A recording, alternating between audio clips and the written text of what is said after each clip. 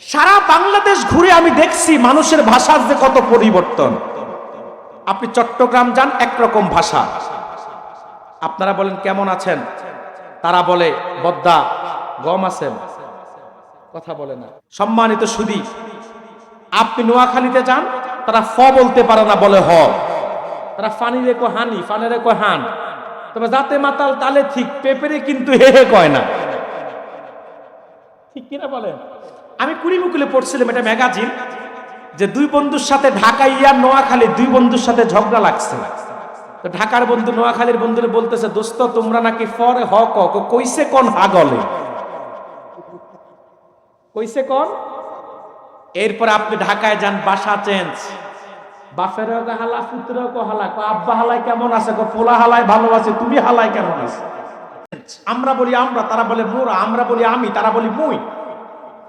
তারা বলে মুই 20 টাকার কাজ করছি, মোরে 15 টাকা দিছো আর 5 টাকা দিবা না, বললগে ঠাবা টাবি বাজাইবা মন। এরপর আপনাদের সিলেটে চাচা কইতে চেঞ্জ আছে, আসলেই তো আছে। আমরা বলি ভালোবাসি, আপনারা এখন ভালো পাই, ভালা পাই, ঠিক না? কিতাবা কিতা খবর বালানি, আপনারা খুব বালা পায়, কিতা করতা খোকা চাই, কি ঠিক না? এটা হচ্ছে ভাষার সৌন্দর্য, আঞ্চলিকতা, ঠিক কিনা বলেন? এটা কাউকে ছোট করেন, আমি বুঝাচ্ছি শুধু যে মানুষ তার আঞ্চলিক ভাষায় মনের মতো করে কথা বলতেছে। এই নিয়ামত টাকা। এবার বলুন তো উসমানীনগরের ভাইয়েরা, বাবাজিরা, এই যে আল্লাহর নিয়ামতে আপনি কথা বলছেন, আল্লাহর দয়ায় আপনি যে মনের ভাবকে প্রকাশ করছেন, এবার বলুন তো ভাইয়েরা, আপনি কি আল্লাহর নিয়ামতের শুকরিয়া আদায় করে শেষ করতে পারবেন? আপনি ঘুমাতে গেলে শুকরিয়া আদায় করবেন কার? ঘুম থেকে উঠে শুকরিয়া আদায় হবে কার? সুস্থ অবস্থায় শুকরিয়া আদায় হবে কার? অসুস্থ হলেও শুকরিয়া আদায় হবে কার? কাজের শুরুতে শুকরিয়া আদায় হবে কার? আবার কাজের শেষেও প্রশংসা হবে কার? কখনো কি শেষ করা সম্ভব? আল্লাহ তাআলা কুরআনুল কারীমের মধ্যে বলেন, উল্লাউ কানাল বাহরু মিদাদান লিকালিমাতি রাব্বি লানাফিদাল বাহরু ক্বাবলা আন তানফাদা কালিমাতু রাব্বি ওয়ালাউ জিনা বিমিসলিহি মাদাদা। সাগরের জলকে কালি করে, গাছের পাতাকে খাতা করে, তোমার মহিমা লিখা শেষ হবে না, যদিও লিখি প্রভু জনম ভরে। আল্লাহ তাআলা বলেন আলহামদু, সকল প্রশংসা। প্রশ্ন করলাম লিমান, কার জন্যে? তিনি বলেন লিল্লাহ, আল্লাহর জন্যে। কোন আল্লাহ, কি তার পরিচয়? এবার আল্লাহ এক এক করে তার 4টি পরিচয় দিয়েছেন। আল্লাহ তাআলা বলেন রব্বিল আলামিন, প্রথম পরিচয় হলো তিনি বহুমাত্রিক জগতের রব। ওসমানীনগরের ভাইয়েরা, কামারগাঁওয়ের ভাইয়েরা, আল্লাহ তার প্রথম পরিচয় দিয়েছে, তিনি হলেন রব। বলুন কি?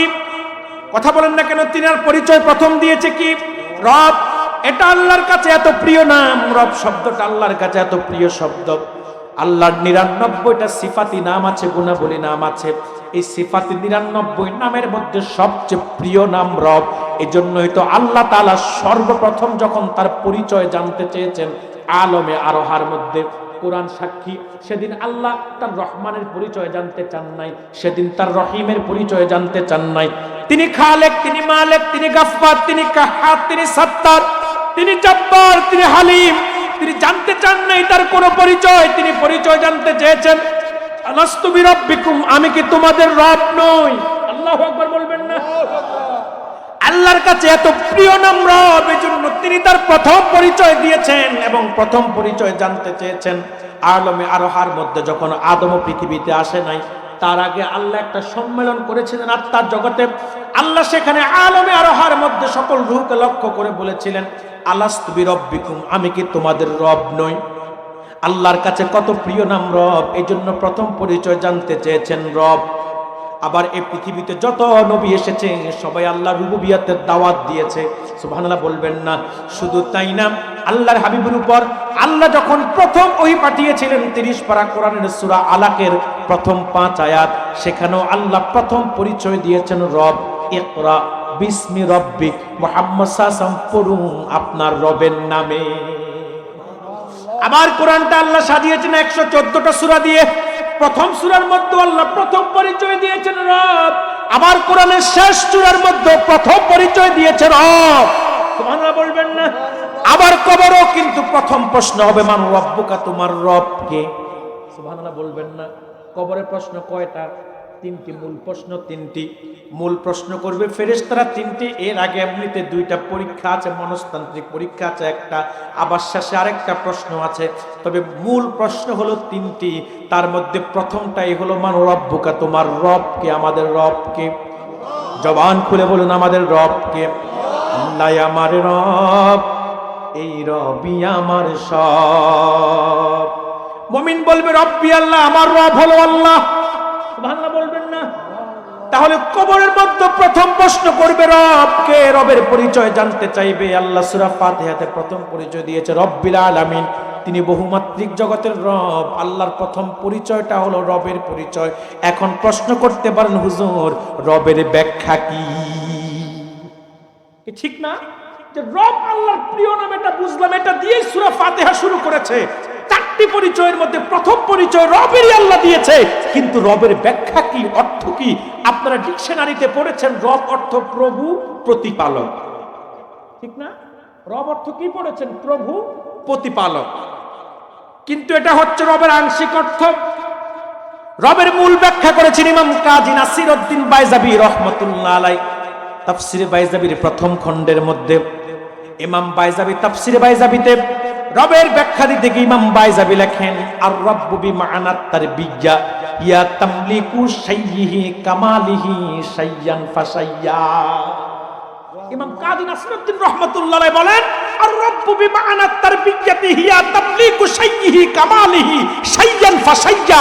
রব হচ্ছে তিনি যিনি অস্তিত্বহীনকে আপন তত্ত্বাবধানে ক্রমে ক্রমে ধাপে ধাপে যখন যা প্রয়োজন তখন তা দিয়ে সৃষ্টিকে পূর্ণতা দান করেন। তিনি হচ্ছে রব, আল্লাহ হচ্ছে রব্বুল আলামিন। বুঝলেন? কথা বলে না। আপনারা কি আমার আলোচনা বুঝতেছেন? তাফসীর যেভাবে চলতেছে সেভাবে চলবে তো? বুঝতেছেন তো? রবকে, রবের পরিচয় কি? আর রব্বু বিমানাত তারবিয়াতি হিয়া তামলিকু শাইয়িহি কামালিহি শাইয়ান ফাশাইয়া। রব হচ্ছে তিনি যিনি অস্তিত্বহীনকে আপন তত্ত্বাবধানে ক্রমে ক্রমে ধাপে ধাপে, একসাথে না, যখন যা প্রয়োজন তখন তা দিয়ে সৃষ্টিকে পূর্ণতায় পৌঁছান। তিনি হচ্ছে রব, আল্লাহ হচ্ছে রব্বুল আলামিন। উদাহরণ দিলে বিষয়টা আরো সহজে বুঝবেন। যেমন এই যে আমার দুই পাশে দুই মুরব্বী বসা, বয়স 60-এর কম না, কথা বলে না, 65-70 হতে পারে। 70 বছর আগে তিনার নাম ছিল, কথা বলে না, না কেউ চিনত না তো। 70 বছর আগে তিনার নাম ছিল, পরিচয়, বংশ, কেউ চিনত, কেউ জানতো তিনাকে, কথা বলে না। কোন অস্তিত্বই তাদের ছিল একটাই, কিছুই না। ছিল কি? কিছুই না। অস্তিত্বটা শুরু হয়েছে মায়ের রেহেমে এক ফোঁটা বীর্য থেকে। কথা বলছেন না কেন? অস্তিত্বটা শুরু হয়েছে মায়ের রেহেমের মধ্যে এক ফোঁটা বীর্য থেকে।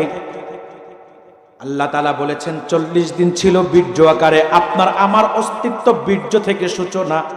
40 দিন ছিলাম আমরা মায়ের পেটে বীর্য আকারে। বলুন কি আকারে? তারপরে 40 দিন রক্ত আকারে, তারপরে 40 দিন গোশত আকারে, তারপরে ফেরেশতারা হাড্ডির স্ট্রাকচার তৈরি করেছে, তারপরে গোশতের পয়াট লাগিয়েছে, তারপরে চামড়ার মলাট।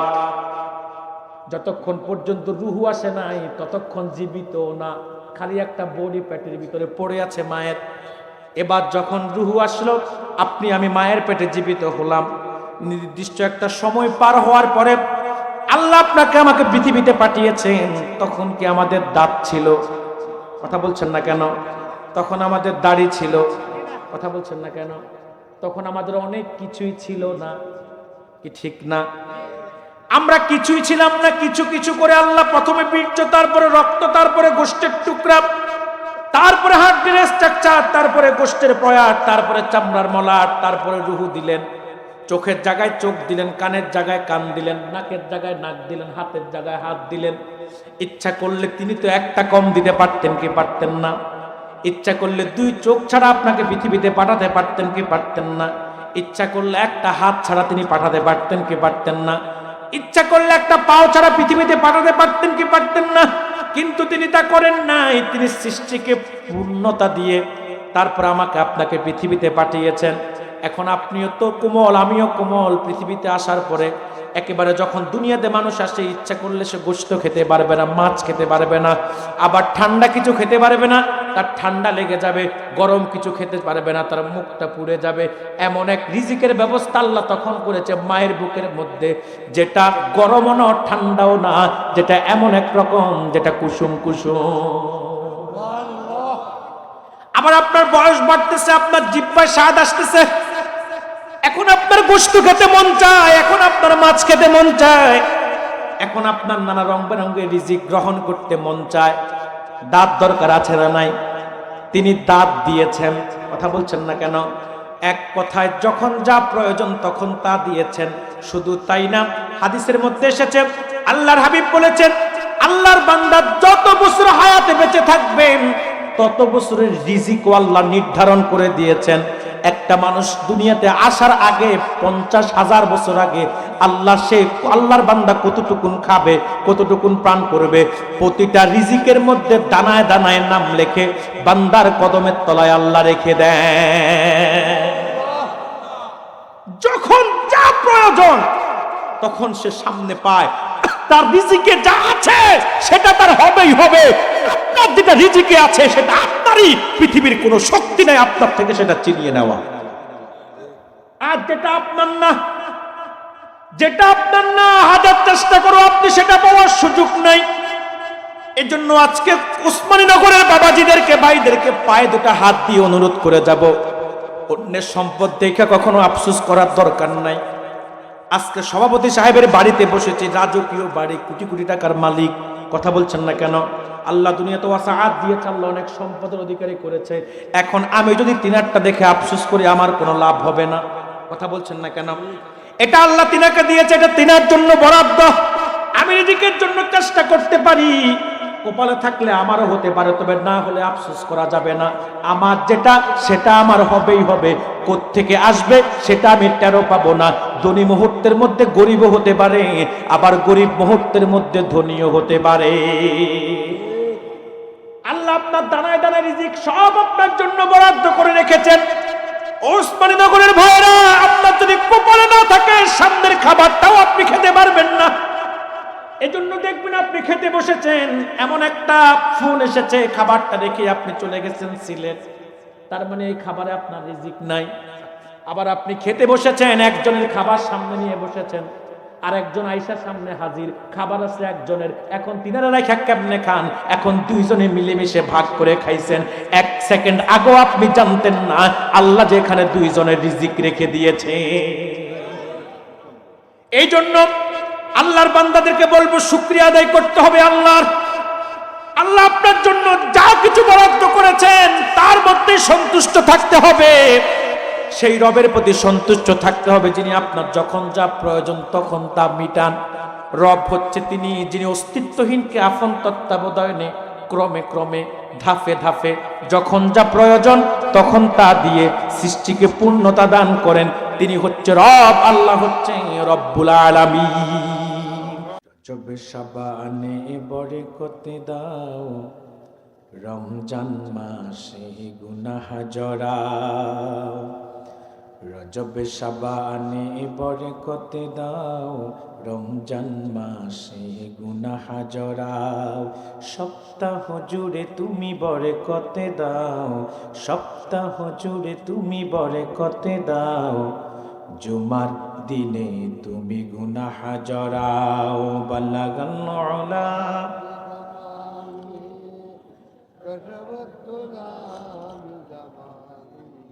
হাসনাত জামিউ খিসালিহি।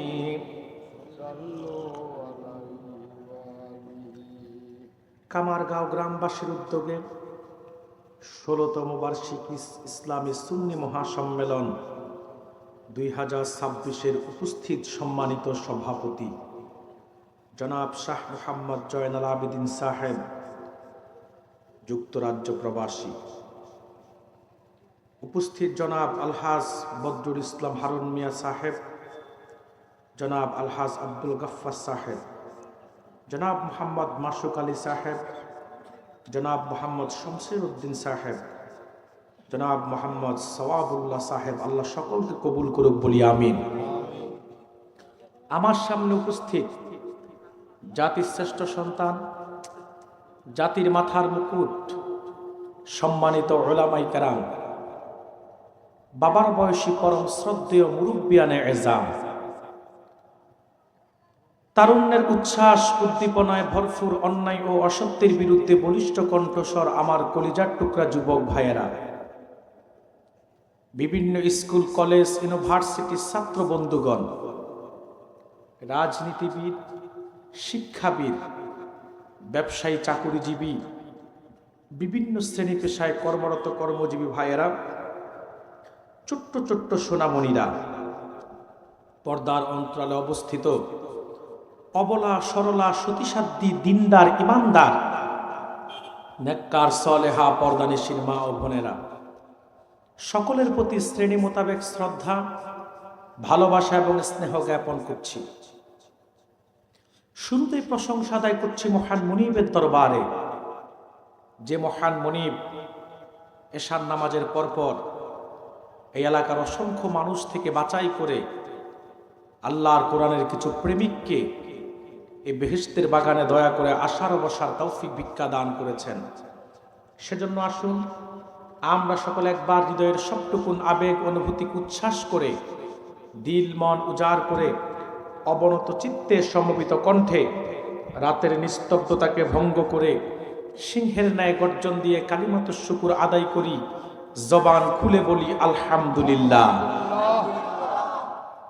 বেশুমার, তার চাইতে অনেক অনেক অনেক বেশি দরুদ এবং সালাম প্রেরণ করছি আল্লাহর আখিরি নবী, নবীকুলের সম্রাট, মানবতার মহান শিক্ষক মুহাম্মদ আল আরবি নূর নবী হযরত মুহাম্মদ সাল্লাল্লাহু আলাইহি ওয়াসাল্লামের উপর আল্লাহ তাআলা যিনাকে আজ থেকে ১৫০০ বছর আগে পবিত্র রবিউল আউয়াল মাসে পবিত্র মক্কা নগরীতে পিতা আব্দুল্লাহ এবং মা আমেনার কুল ঘেঁষে গোটা জগৎবাসীর জন্য রহমত হিসেবে প্রেরণ করেছেন, বিনা দরখাস্তে আমাদেরকে রাহমাতুল লিল আলামিনের উম্মত হিসেবে কবুল ও মঞ্জুর করেছেন। শুকরিয়া তান আমরা আরেকটি বার বলছি আলহামদুলিল্লাহ। আপনারা সবাই কেমন আছেন? ভালো থাকলে আওয়াজ কি আসতে হয় না জোরে হয়? তো জবান খুলে বলুন সবাই কেমন আছেন? আজকের মাহফিলে আসতে পেরে বসতে পেরে আপনারা খুশি না বেজার? কম না বেশি? শুধু বেশি না অনেক বেশি? আপনারা খুশি, আল্লাহ তাআলাও খুশি, ঠিক কিনা বলেন? আল্লাহর রাসূল খুশি, কায়নাত খুশি, মাখলুকাত খুশি, সব খুশি, শুধু বেজার হচ্ছে অভিশপ্ত শয়তান, ঠিক কিনা বলেন? তবে শয়তান আপনাদের প্রতি বেজার হলো তাদের প্রতি খুশি আছে যারা মাহফিল রেখে মেলায় ঘুরতেছে, যারা মাহফিল রেখে দোকানপাটে আড্ডা দিচ্ছে, গল্প করছে, যারা মাহফিল রেখে চায়ের স্টলে বসে চায়ের কাপে ঝড় তুলছে, কিংবা অপ্রয়োজনে ঘরে বসে সময় কাটাচ্ছে। শয়তান বলতেছে কামারগাঁও সবাই শুধু আমার ভক্তই, আল্লাহর কোরআনের ভক্ত না, আমারও কিছু আছে। মাইকম্যান সাউন্ডের সেটিংটা ঠিক করো, বেস দেওয়া আছে নাকি? আমার গলা টানতেছে প্রচুর, পুরা বেস কেটে দেন। এই বেস দিয়ে আপনারা আমাদের গলাগুলা শেষ করেন। আমি খুব চাপে আছে আওয়াজটা, আমার কথা বলতে কষ্ট হচ্ছে। মেশিনগুলো তো খুব ভালো দেখতেছি, ভিআইপি মেশিন, একটু সেটিংটা ঠিক করলে হয়ে যাবে। সম্মানিত সুধী, বিকাল থেকে আপনারা উলামায়ে কেরামদের জবান থেকে বক্তব্য শুনে আসছেন, ঠিক কিনা? এবং আমার পরও বক্তব্য রাখবেন অনেকেই। আমি নির্দিষ্ট সময় নির্দিষ্ট বিষয়ের উপরে কথা বলবো। আমি কথা বলবো ১.৫ ঘন্টা। বলুন কতক্ষণ? 8:45 স্টেজে উঠেছি, 9:15 পর্যন্ত আমি কথা বলবো ইনশাআল্লাহ। কুরআনুল কারীমের সূরাতুল ফাতিহা থেকে আমি 3টি আয়াত তেলাওয়াত করেছি। কতটি? 3টি। এই 3টি আয়াতকে আবর্তন করে আমি কিছু কথা বলতে চাই, তবে আপনাদের অনুমতি লাগবে। আপনারা কি ওয়াজ শুনবেন না আওয়াজ শুনবেন? কারণ অপশন 2টা, একটা ওয়াজ আর একটা বলুন হুজুর আওয়াজ কোনটা? দেখবেন বক্তা উঠেই প্রথমে জিকির করে আধা ঘন্টা কাটাবে, তাও জিকির আল্লাহটা করবে না, তার বানানোটা পীরেরটা। ঠিক কিনা বলেন? এরপরে গজল গায়া সময় কাটাবে। কোরআন হাদিস তো নাই, কিচ্ছা কাহিনী, আজগবি আজগবি কথা, বানোয়াট কিচ্ছা কাহিনী, আর জিকির করে আর গজল গায়ে যে সময় কাটানো হয়, এটার নাম ওয়াজ না, এটার নাম আওয়াজ। তবে তাদের ডিমান্ড খুব বেশি, ৮০,০০০, ১,০০,০০০, সর্বনিম্ন ৫০,০০০। ঠিক কিনা বলেন? আওয়াজের বক্তাদের ডিমান্ড খুব বেশি। এখন আপনারা যারা বসে আছেন এ মাঠে, ওয়াজ শুনতে না আওয়াজ শুনতে? আলহামদুলিল্লাহ বলেন। যদি ওয়াজ শুনতে চান, আমি আপনাদের কাছে দুটি জিনিস চাইবো, দিবেন? ভয় পাইয়েন না, টাকা পয়সা না। অ্যাডভান্সও তো নেই নাই, নিছি। শহীদ কথা বলে না কেন? বলতেছি ভয় পাইতো না, টাকা পয়সা চাচ্ছি না, অ্যাডভান্সও তো নেই নাই, নিছি। অ্যাডভান্সও নেই নাই ৫টা টাকা। তো দুটি জিনিস চাই, দিবেন? একটি হচ্ছে আপনাদের নিরবিচ্ছিন্ন মনোযোগ এবং ধৈর্য, দিতে পারবেন? আর দ্বিতীয় যে জিনিসটি চাই, আমার প্রতিটি কথার জবাব দিবেন সর্বোচ্চ কণ্ঠে, পারবেন ইনশাল্লাহ? আর তৃতীয় আবদারটা করব, মাইকের আওয়াজ যতটুকুন যাচ্ছে আমার প্রত্যেকটা কোরআন প্রেমিক ভাইদের কাছে, প্রিয় ভাইয়েরা, যদি সত্যিকার অর্থে আল্লাহর কোরআন থেকে কথা শুনতে চান, তো এই মুহূর্তে অনুরোধ করব, ঘর ছাড়ুন, দোকানপাট ছাড়ুন, রাস্তাঘাট ছাড়ুন, মেলা ছাড়ুন, আল্লাহর কোরআনের ময়দানে এসে বসে যান, জীবনের গুনাহগুলো ইনশাল্লাহ মাফ হয়ে যাবে। আসুন, কোন প্রকার ভূমিকা ছাড়াই আমি মূল আলোচনায় প্রবেশ করছি। আল্লাহর নামে ৩টি তাকবীর দিয়েই আমি আলোচনা শুরু করব। আমার সাথে কি সর্বোচ্চ কণ্ঠে ৩টি তাকবীর দিতে রাজি আছেন? ১, তাকবীর দিলে আপনাদের ঈমান তাজা হবে। ২, তাকবীর দিলে শয়তান আশেপাশে থাকলে দৌড়াইয়া পালাবে। ৩, তাকবীর দিলে শয়তান যাদেরকে শিকল বন্দী করে রেখেছে, এরা অন্তত শয়তানের শিকল ছেড়ে মাঠে আসার সুযোগ পাবে। তো পারবেন আমার সাথে সর্বোচ্চ কণ্ঠে ৩টি তাকবীর দিতে? নারায়ে তাকবীর। এটা আপনাদের সর্বোচ্চ আওয়াজ না আরো আছে? কিছু লোক চিন্তা করতেছে সামনে তো নির্বাচন, বহুদিন যাবত তো একতালে চপ চলছে, স্লোগান লাগে নাই। ঠিক কিনা বলেন? এখন এবারে স্লোগান দিব তো। তবে আমি খুব টেনশনে আছি, নির্বাচন আদৌ বাংলাদেশে হবে কিনা ১২ তারিখ। হওয়াটা তো আমরাও চাই, কিন্তু যেই পরিমাণ ষড়যন্ত্র চলছে চতুর্দিক থেকে, কারণ নির্বাচন না হলে কাদের লাভ এটা জাতি ভালো করে জানে। ঠিক কিনা বলেন? এরা তো আসলে দেশের চিন্তা করে না, এরা চিন্তা করে এদের নিজেদের স্বার্থের। এই জন্য দেখেন না, ডিম থেকে না ফুটতেই এখন ক্ষমতার খায়েশ জাগছে। ঠিক কিনা বলেন? তো এই জন্য আপনারা কি নির্বাচনের জন্য রাখছেন নাকি যে স্লোগান দিব, মিছিল মিটিং করবে, একটু শক্তি দরকার আছে? তাহলে সর্বোচ্চ কণ্ঠে দেন নারায়ে তাকবীর। শেষ তাকবীরটা এত জোরে দেন, গোটা কামারগাঁওকে কাঁপায়া দেন, নারায়ে তাকবীর, নারায়ে রিসালাত, আহলে সুন্নাত ওয়াল জামাত। আল্লাহ আমাদের তাকবীরকে তুমি কবুল করো, বলি আমিন। সম্মানিত সুধী, শুরু করছি আলোচনা, মনোযোগ সহকারে শুনবেন। কিছু কথা ডাইরেক্টলি বলবো, কিছু কথা ইনডাইরেক্টলি বলবো। আকলমান কা ইশারা নিয়ে কাফি, কথা বলে না। যিনি আকলবান তিনি ইশারাতে বুঝে নেওয়ার চেষ্টা করবেন। তেলাওয়াত করেছে সূরাতুল ফাতিহা থেকে প্রথম 3টি আয়াত। বলুন কোন সূরা থেকে? সূরাতুল ফাতিহা। সূরাতুল ফাতিহা এটি কোরআনুল কারীমের প্রথম সূরা। এটি কোরআনুল কারীমের প্রথম সূরা। এটিকে বলা হয় ফাতিহাতুল কিতাব, ইন্ট্রোডাকশন অফ দা কোরআন। কোরআনুল কারীমের ভূমিকা কি বলা হয়? ফাতিহাতুল কিতাব, ইন্ট্রোডাকশন অফ দা কোরআন, কোরআনুল কারীমের ভূমিকা। এই সূরাতুল ফাতিহাকে বলা হয় সূরাতুশ শিফা, আরোগ্য লাভের সূরা। এই সূরা পড়ে ঝাড়ফুঁক করলে আল্লাহ তাআলা রোগ থেকে শেফা দান করেন, বলেন সুবহানাল্লাহ।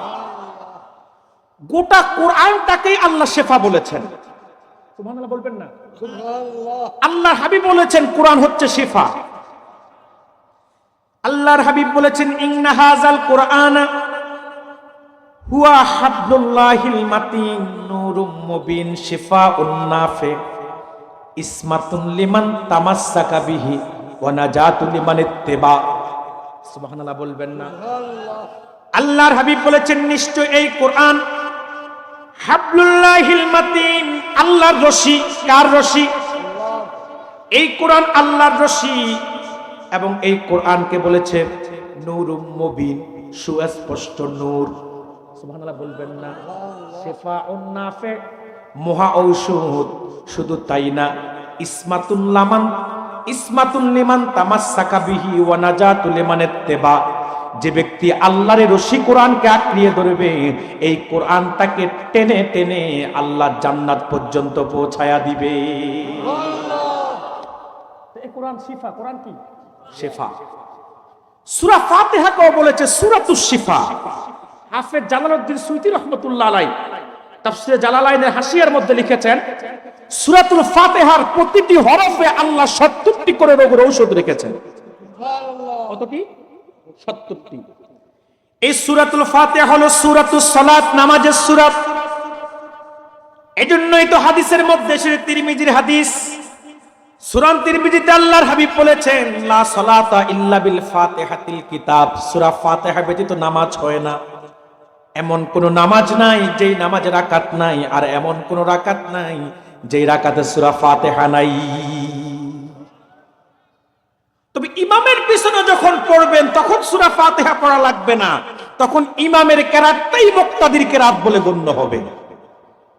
তাহলে সূরাতুল ফাতিহা, ফাতিহাতুল কিতাব মনে রাখতে হবে। কিন্তু সূরাতুল ফাতিহা, সূরাতুশ শিফা, সূরাতুল ফাতিহা, সূরাতুস সালাত। আবার সূরাতুল ফাতিহা হচ্ছে সূরাতুদ দুআ, প্রার্থনা সূরা। এই সূরার মাধ্যমে প্রার্থনা আছে না নাই? এই সূরার মধ্যে প্রার্থনা আছে না নাই? আমরা আল্লাহর কাছে প্রতিদিন 5 ওয়াক্ত নামাজ যদি আমরা পড়ি, অন্তত 40 বারের বেশি আল্লাহর কাছে প্রার্থনা করি, ইহদিনাস সিরাতাল মুস্তাকিম সিরাতাল লাযীনা আন'আমতা আলাইহিম গায়রিল মাগদুবি আলাইহিম ওয়ালাদ-দাল্লিন।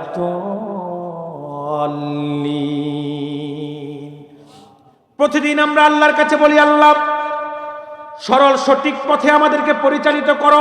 আন'আমতা আলাইহিম, মুফাসসির ব্যাখ্যা করেন আয় মুনআম আলাইহিম, যেই পথে চলেছে নিয়ামত প্রাপ্তগণ। তারা কারা? আল্লাহ নিজেই অন্যত্রে বলে দিয়েছেন, মিনান নাবিয়িনা ওয়াস সিদ্দিকিনা ওয়াস শুহাদা ওয়াস সালিহিন। তারা হলো নবীগণ, তারা হলো সিদ্দিকগণ, তারা হলো শহীদগণ, আর তারা হলো আউলিয়ায়ে কেরামগণ। আমরা প্রতিদিন এই সূরার মাধ্যমে প্রার্থনা করি কি করি না? তাহলে এই সূরার আরেকটা নাম সূরাতুদ দুআ। আবার সূরাতুল ফাতিহাকে বলা হয় উম্মুল কুরআন, কোরআনের মা, সেন্টার অফ দা কোরআন, কোরআনুল কারীমের মা। সুবহানাল্লাহ বলবেন না? যেমন সারা পৃথিবীর সেন্টার হচ্ছে আপনার মক্কাতুল মুকাররমা, যেটাকে বলা হয় উম্মুল কুরআন। কি বলা হয়? উম্মুল কুরআন। আর সূরাতুল ফাতিহাকে বলা হয় উম্মুল কুরআন, কোরআনের মা। সুবহানাল্লাহ বলবেন না? এই সূরার নাম যেমন অনেক বেশি, ফজিলত বেশি। আল্লাহর হাবিব বলেছেন সূরাতুল ফাতিহা হলো নিসফুল কোরআন, হাফ অফ দা কোরআন, কোরআনুল কারীমের অর্ধেক। তার মানে কেউ যদি একবার সূরাতুল ফাতিহা তেলাওয়াত করে, আল্লাহ তাকে 15 পারা কোরআন তেলাওয়াতের সওয়াব দেন। আবার সূরাতুল ফাতিহা হচ্ছে নিসফুল কোরআন, আবার সূরাতুল ইখলাস হচ্ছে সুলুসুল কোরআন, আর সূরাতুল কাফিরুন হচ্ছে রুবুল কোরআন, 1/4 অফ দা কোরআন, আর সূরাতুল ইখলাস সুলুসুল কোরআন, 1/3 অফ দা কোরআন। অর্থাৎ সূরাতুল কাফিরুন কোরআনের 4 ভাগের 1 ভাগ, সূরাতুল ইখলাস 3 ভাগের 1 ভাগ, আর সূরাতুল ফাতিহা অর্ধেক। সুবহানাল্লাহ বলবেন না? এত ফজিলত এই সূরার সহিহ বুখারীর বর্ণনা কিতাবুল ইলমের মধ্যে এসেছেন। আমি প্রত্যেকটা কথা কিন্তু রেফারেন্স দিয়ে বলছি আপনার বুঝার জন্য, আপনার ইতমিনানের জন্য। সহিহ বুখারীর কিতাবুল তাফাসিরের মধ্যে এসেছে, কিতাবুল ইলমের মধ্যে এসেছে, সহিহ বুখারীর কিতাবুল ইলমের মধ্যে এসেছে। সূরা ফাতিহার ফজিলতের অধ্যায়ের মধ্যে আল্লাহর হাবিব বলেছেন সূরাতুল ফাতিহা এমন একটি সূরা, যে সূরা আল্লাহ রাব্বুল আলামিন এই সূরার মধ্যে আল্লাহ তাআলা এত বেশি ইলম রেখেছেন, এত বেশি মর্যাদা আল্লাহ এই সূরাকে দিয়েছেন। হাদিস সাক্ষী আবু সাঈদ মহল্লি বলেন, আল্লাহর হাবিব ইরশাদ করেছেন, আবু সাঈদের ডান হাত ধরেছেন আর বলেছে, আবু সাঈদ আমি কি বলবো তোমাকে কোরআনুল কারীমের সবচেয়ে আজম সূরা, দামি সূরা কোনটা? আবু সাঈদ মহল্লি বললেন, হুজুর বলুন কোন সে সূরা? আল্লাহর হাবিব বলল, শোনো, কোরআনুল কারীমের সবচেয়ে আজম সূরা, দামি সূরা হচ্ছে সূরাতুল ফাতিহা। 114টা সূরার মধ্যে কোরআনের সবচেয়ে দামি সূরা সূরাতুল ফাতিহা। কোন সূরা? প্রশ্ন আসে না কেন? কথা বলে না। প্রশ্ন আসে কি না? কেন সূরা ফাতিহা সবচেয়ে দামি? মুহাদ্দিসগণ ব্যাখ্যা করেছেন তার কারণ হচ্ছে ইলমের 4টি স্তর। কতটি? ইলমের কিসের? জ্ঞানের। কয়টি স্তর? ইলমে শরীয়ত, ইলমে মারিফত, ইলমে হাকিকত, ইলমে তরিকত। এই 4 প্রকার ইলমের আলোচনা আল্লাহ সূরা ফাতিহার মধ্যে করেছেন, বিধায় এটা সবচেয়ে দামি সূরা। মনে রাখবেন, এই ইলমগুলা যাদের মধ্যে থাকে ওই মানুষগুলাও সবচেয়ে দামি মানুষ হয়ে যায়। এটা আমার কথা না, ইমাম মালিকের ফতোয়া। ইমাম মালিক রাহমাতুল্লাহ আলাইহি বলেছেন, মান তাফাক্কাহা ওয়া লাম ইয়াতাসাওয়াফ ফাকাদ তাফাসসাকা ওয়া মান তাসাওয়াফ ওয়া লাম ইয়াতাফাক্কা ফাকাদ তাজান্দাকা ওয়া মান জামাআ বাইনাহুমা ফাকাদ তাহাক্কাকা। ইমাম মালিক বলেন, যে ব্যক্তি শরীয়ত শিখলো, মারিফত শিখে নাই, সে ফাসিক। ওমান তাফাক্কাহ ওয়া লাম ইয়াতাসাওয়াফ ফাকাত তাজান্দাকা। যে ব্যক্তি ইলমে মারিফত শিখলো কিন্তু শরীয়ত শিখে নাই, সে হলো জিন্দিক, তার মানে বেঈমান। ওমান জামাআ বাইনাহুমা, যার মধ্যে শরীয়তও আছে মারিফতও আছে, ফাকাত তাহাক্কাকা, সেই মুহাক্কিক।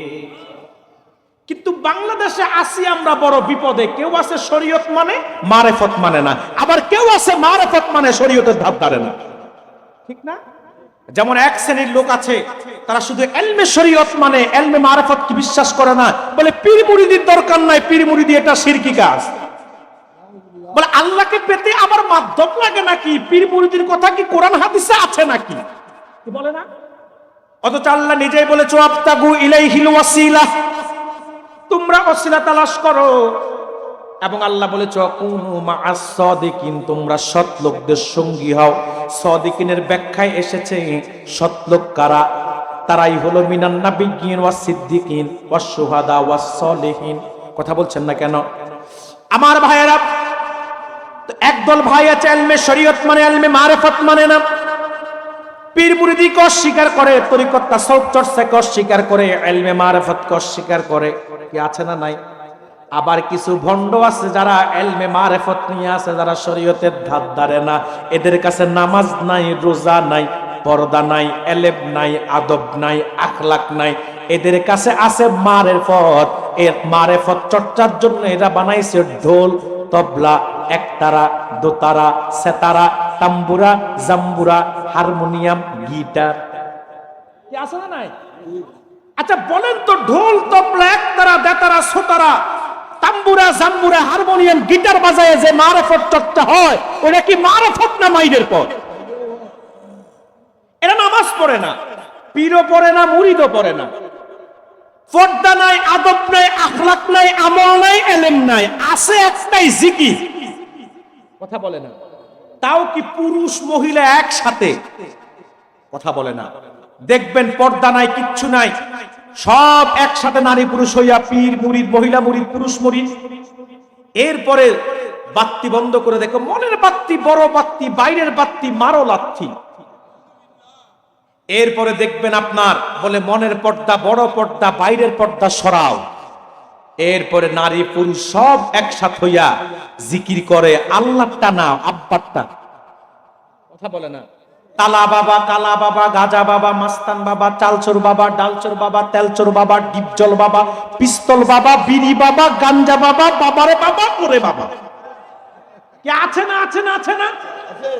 এরপরে আজগবি আজগবি শান গায়, মুর্শিদ কহিয়া যাও যাইবারে কালে লইয়া যাইবানি। মাশাআল্লাহ। আছে না নাই? এগুলো কি মাইরিফত না মারার পথ? এগুলো কি মারিফত না মাইরের পথ? এগুলো কি মারিফত না মরার পথ? মনে রাখবেন ফুলতুলি মাসলাকের ভাইয়েরা, মনে রাখবেন সিলেটবাসী, আমরা যে সিলসিলার অনুসারী জোনপুর পুরপুরা সারসিনা সোনাকান্দা ফুলতলি এই সমস্ত ভণ্ডামিকে আমরা কখনো প্রশ্রয় দিই নাই, দিতে রাজিও নাই।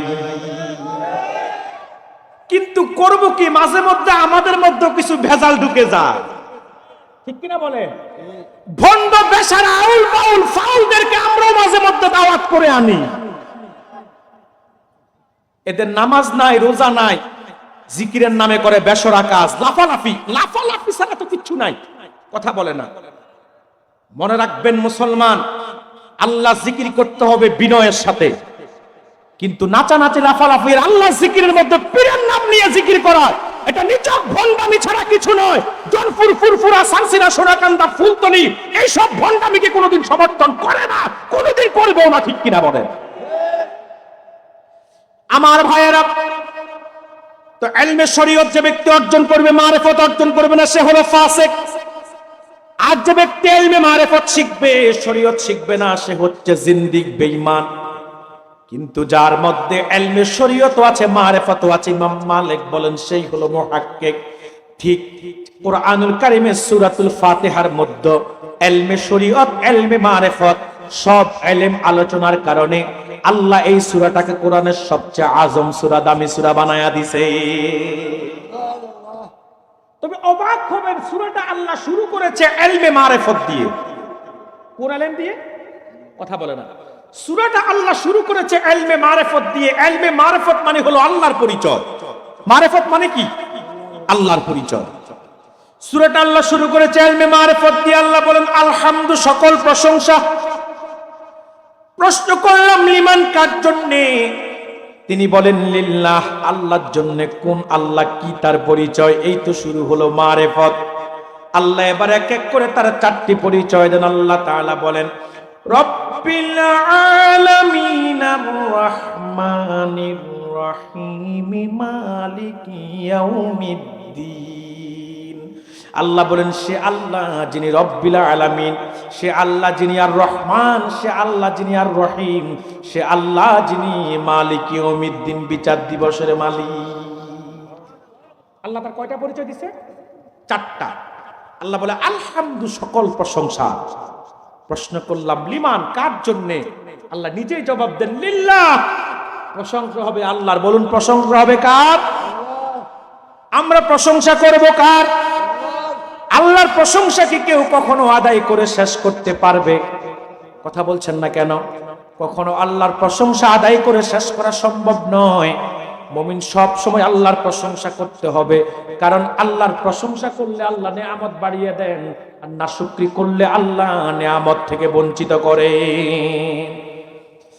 সকাল থেকে সন্ধ্যা পর্যন্ত, সন্ধ্যা থেকে পরদিন সকাল পর্যন্ত 24টি ঘন্টার যেই পরিমাণ আমরা আল্লাহর নিয়ামত ভোগ করি, আল্লাহর প্রশংসা আমরা কখনো আদায় করে শেষ করতে পারবো না।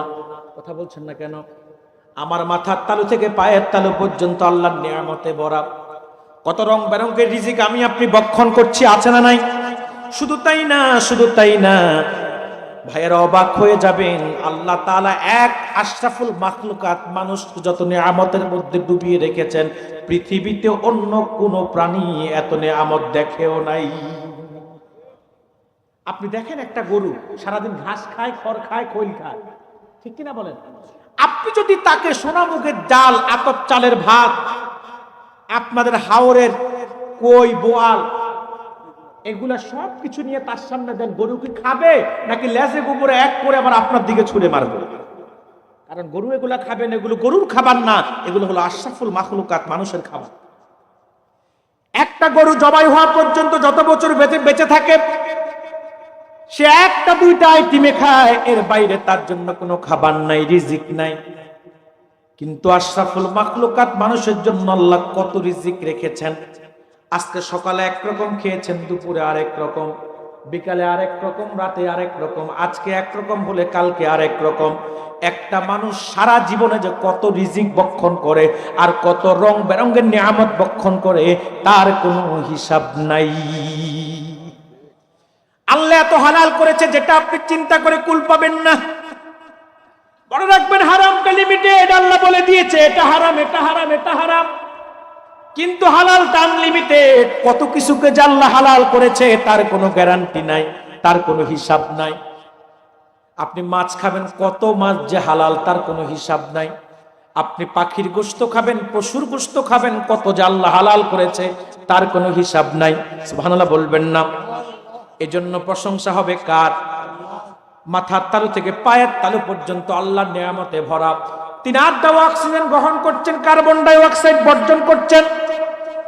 ও আমার উসমানীনগরের ভাইয়েরা, বাবাজিরা, 1 ঘন্টায় হসপিটালে থাকলে কত হাজার টাকা দিতে হয়, আইসিইউতে থাকলে বিল দিতে হয়। কিন্তু এখানে জিনার বয়স 60 বছর, 70 বছর অক্সিজেন গ্রহণ করছেন, কার্বন ডাই অক্সাইড বর্জন করছেন, বিনিময়ে আল্লাহ একটা পয়সাও নেন না।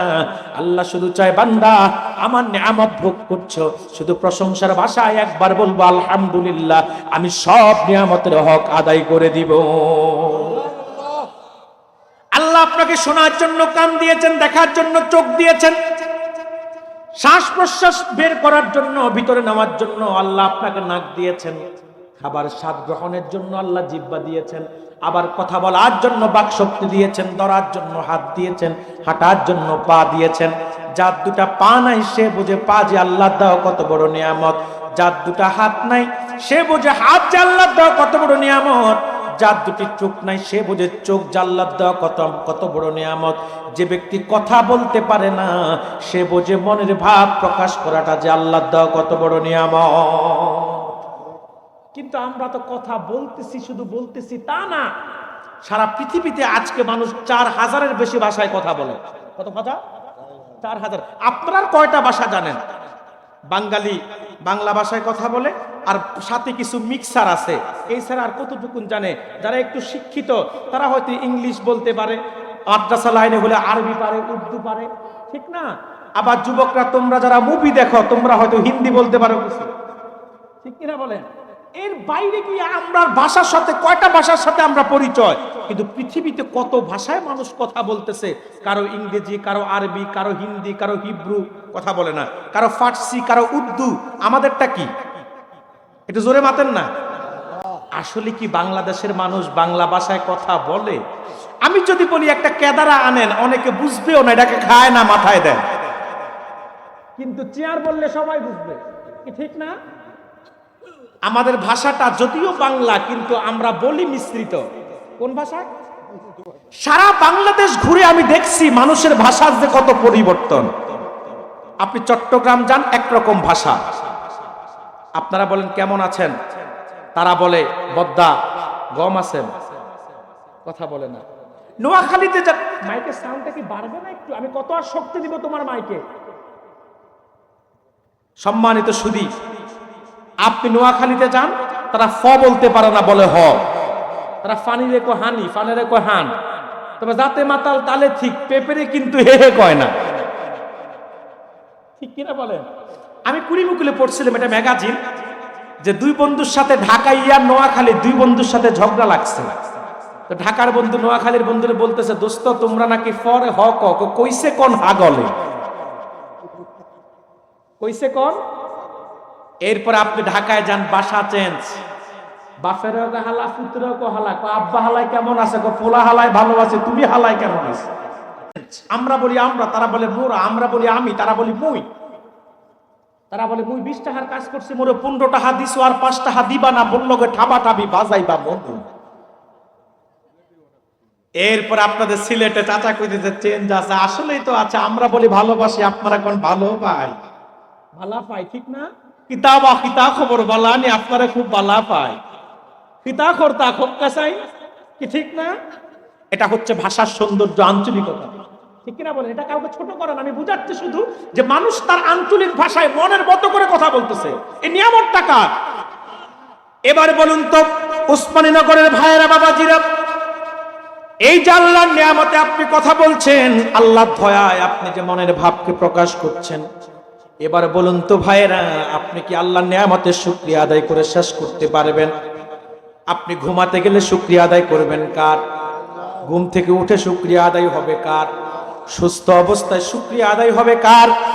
অসুস্থ হলেও শুকরিয়া আদায় হবে কার? কাজের শুরুতে শুকরিয়া আদায় হবে কার? আবার কাজের শেষেও প্রশংসা হবে কার? কখনো কি শেষ করা সম্ভব?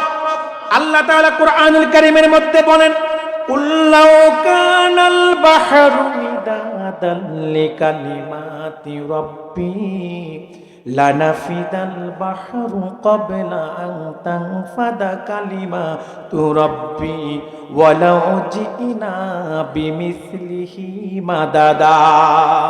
সাগরের জলকে কালি করে, গাছের পাতাকে খাতা করে, তোমার মহিমা লিখা শেষ হবে না, যদিও লিখি প্রভু জনম ভরে।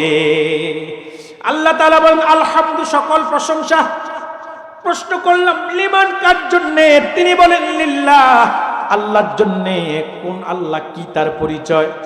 এবার আল্লাহ এক এক করে তার 4টি পরিচয় দিয়েছেন। আল্লাহ তাআলা বলেন রব্বিল আলামিন, প্রথম পরিচয় হলো তিনি বহুমাত্রিক জগতের রব। ওসমানীনগরের ভাইয়েরা, কামারগাঁওয়ের ভাইয়েরা, আল্লাহ তার প্রথম পরিচয় দিয়েছে, তিনি হলেন রব। বলুন কি? কথা বলেন না কেন? তিনার পরিচয় প্রথম দিয়েছে কি? রব। এটা আল্লাহর কাছে এত প্রিয় নাম। রব শব্দটা আল্লাহর কাছে এত প্রিয় শব্দ।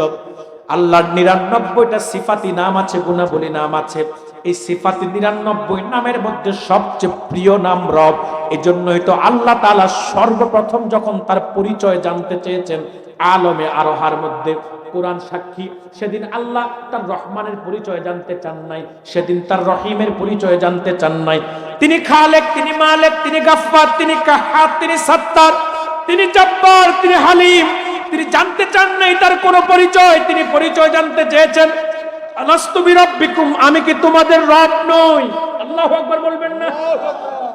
আল্লাহর কাছে এত প্রিয় নাম রব, এজন্য তিনি তার প্রথম পরিচয় দিয়েছেন এবং প্রথম পরিচয় জানতে চেয়েছেন আলমে আরোহার মধ্যে। যখন আদম পৃথিবীতে আসে নাই, তার আগে আল্লাহ একটা সম্মেলন করেছিলেন আত্মার জগতে। আল্লাহ সেখানে আলমে আরোহার মধ্যে সকল রূহকে লক্ষ্য করে বলেছিলেন আলাস্তু বিরাব্বিকুম, আমি কি তোমাদের রব নই? আল্লাহর কাছে কত প্রিয় নাম রব, এজন্য প্রথম পরিচয় জানতে চেয়েছেন রব। আবার এই পৃথিবীতে যত নবী এসেছে সবাই আল্লাহর রুবুবিয়তের দাওয়াত দিয়েছে। সুবহানাল্লাহ বলবেন না? শুধু তাই না, আল্লাহর হাবিবের উপর আল্লাহ যখন প্রথম ওহী পাঠিয়েছিলেন 30 পারা কোরআনের সূরা আলাকের প্রথম 5 আয়াত, সেখানেও আল্লাহ প্রথম পরিচয় দিয়েছেন রব। ইকরা বিসমি রব্বিক, মুহাম্মদ সাল্লাল্লাহু আলাইহি ওয়াসাল্লাম পড়ুন আপনার রবের নামে। আবার কোরআনটা আল্লাহ সাজিয়েছেন 114টা সূরা দিয়ে। প্রথম সূরার মধ্যে আল্লাহ প্রথম পরিচয় দিয়েছেন রব। আবার কোরআনের শেষ সূরার মধ্যে প্রথম পরিচয় দিয়েছেন রব। সুবহানাল্লাহ বলবেন না? আবার কবরও কিন্তু প্রথম প্রশ্ন হবে মান রব্বুকা, তোমার রব কে? সুবহানাল্লাহ বলবেন না? কবরের প্রশ্ন কয়টা? 3টি মূল প্রশ্ন। 3টি মূল প্রশ্ন করবে ফেরেশতারা 3টি। এর আগে এমনিতে 2টা পরীক্ষা আছে, মনস্তান্ত্রিক পরীক্ষা আছে একটা, আবার শেষে আরেকটা প্রশ্ন আছে। তবে মূল প্রশ্ন হলো 3টি। তার মধ্যে প্রথমটাই হলো মান রব্বুকা, তোমার রব কে? আমাদের রব কে? জবান খুলে বলুন আমাদের রব কে? আল্লাহ আমার রব, এই রবই আমার সব। মুমিন বলবে রব্বি আল্লাহ, আমার রব হলো আল্লাহ। সুবহানাল্লাহ বলবেন না? তাহলে কবরের মধ্যে প্রথম প্রশ্ন করবে রব কে? রবের পরিচয় জানতে চাইবে। আল্লাহ সূরা ফাতিহাতে প্রথম পরিচয় দিয়েছে রব্বিল আলামিন, তিনি বহুমাত্রিক জগতের রব। আল্লাহর প্রথম পরিচয়টা হলো রবের পরিচয়। এখন প্রশ্ন করতে পারেন হুজুর, রবের ব্যাখ্যা কি? ঠিক না? যে রব আল্লাহর প্রিয় নাম, এটা বুঝলাম, এটা দিয়ে সূরা ফাতিহা শুরু করেছে। 4টি পরিচয়ের মধ্যে প্রথম পরিচয় রবেরই আল্লাহ দিয়েছে, কিন্তু রবের ব্যাখ্যা কি, অর্থ কি? আপনারা ডিকশনারিতে পড়েছেন রব অর্থ প্রভু, প্রতিপালক, ঠিক না? রব অর্থ কি পড়েছেন? প্রভু, প্রতিপালক। কিন্তু এটা হচ্ছে রবের আংশিক অর্থ। রবের মূল ব্যাখ্যা করেছেন ইমাম কাজী নাসিরউদ্দিন বাইজাবি রাহমাতুল্লাহ আলাইহি তাফসীরে বাইজাবির প্রথম খণ্ডের মধ্যে। ইমাম বাইজাবি তাফসীরে বাইজাবিতে রবের ব্যাখ্যা দিতে গিয়ে ইমাম বাইজাবি লেখেন আর রব্বু বিমা'নাত তারবিয়া ইয়া তামলিকু শাইয়িহি কামালিহি শাইয়ান ফাশাইয়া। ইমাম কাজী নাসিরউদ্দিন রাহমাতুল্লাহ আলাইহি বলেন, আর রাব্বু বিমা'না তারবিয়াতি হিয়া তাবলীগু শাইইহি কামালিহি শাইয়ান ফাশাইয়া। রব হচ্ছে তিনি যিনি অস্তিত্বহীনকে আপন তত্ত্বাবধানে ক্রমে ক্রমে ধাপে ধাপে যখন যা প্রয়োজন তখন তা দিয়ে সৃষ্টিকে পূর্ণতা দান করেন। তিনি হচ্ছে রব, আল্লাহ হচ্ছে রব্বুল আলামিন। বুঝলেন? কথা বলে না। আপনারা কি আমার আলোচনা বুঝতেছেন? তাফসীর যেভাবে চলতেছে সেভাবে চলবে তো? বুঝতেছেন তো? রবকে, রবের পরিচয় কি? আর রব্বু বিমা'না তারবিয়াতি হিয়া তামলিকু শাইইহি কামালিহি শাইয়ান ফাশাইয়া। রব হচ্ছে তিনি যিনি অস্তিত্বহীনকে আপন তত্ত্বাবধানে ক্রমে ক্রমে ধাপে ধাপে, একসাথে না, যখন যা প্রয়োজন তখন তা দিয়ে সৃষ্টিকে পূর্ণতায় পৌঁছান। তিনি হচ্ছে রব, আল্লাহ হচ্ছে রব্বুল আলামিন। উদাহরণ দিলে বিষয়টা আরো সহজে বুঝবেন। যেমন এই যে আমার দুই পাশে দুই মুরব্বী বসা, বয়স 60-এর কম না, কথা বলেন, 65-70 হতে পারে। 70 বছর আগে তিনার নাম ছিল? কথা বলেন না, কেউ চিনতো না তো। 70 বছর আগে তিনার নাম ছিল, পরিচয়, বংশ, কেউ চিনতো, কেউ জানতো তিনাকে? কথা বলেন না। কোন অস্তিত্বই তাদের ছিল? ছিল একটাই, কিছুই না। ছিল কি? কিছুই না। অস্তিত্বটা শুরু হয়েছে মায়ের রেহেমে এক ফোঁটা বীর্য থেকে। কথা বলছেন না কেন? অস্তিত্বটা শুরু হয়েছে মায়ের রেহেমের মধ্যে এক ফোঁটা বীর্য থেকে। আল্লাহ তাআলা বলেছেন 40 দিন ছিল বীর্য আকারে। আপনার আমার অস্তিত্ব বীর্য থেকে সূচনা। 40 দিন ছিলাম আমরা মায়ের পেটে বীর্য আকারে। বলুন কি আকারে? তারপরে 40 দিন রক্ত আকারে, তারপরে 40 দিন গোশত আকারে, তারপরে ফেরেশতারা হাড্ডির স্ট্রাকচার তৈরি করেছে, তারপরে গোশতের পয়াট লাগিয়েছে, তারপরে চামড়ার মলাট। যতক্ষণ পর্যন্ত রুহু আসে নাই ততক্ষণ জীবিত না, খালি একটা বডি পেটের ভিতরে পড়ে আছে মায়ের। এবার যখন রুহু আসলো, আপনি আমি মায়ের পেটে জীবিত হলাম। নির্দিষ্ট একটা সময় পার হওয়ার পরে আল্লাহ আপনাকে আমাকে পৃথিবীতে পাঠিয়েছেন। তখন কি আমাদের দাঁত ছিল? কথা বলছেন না কেন? তখন আমাদের দাড়ি ছিল? কথা বলছেন না কেন? তখন আমাদের অনেক কিছুই ছিল না, কি ঠিক না? আমরা কিছুই ছিলাম না। কিছু কিছু করে আল্লাহ প্রথমে বীর্য, তারপরে রক্ত, তারপরে গোশতের টুকরা, তারপরে হাড়ের স্ট্রাকচার, তারপরে গোশতের পয়াট, তারপরে চামড়ার মলাট, তারপরে রুহু দিলেন। চোখের জায়গায় চোখ দিলেন, কানের জায়গায় কান দিলেন, নাকের জায়গায় নাক দিলেন, হাতের জায়গায় হাত দিলেন।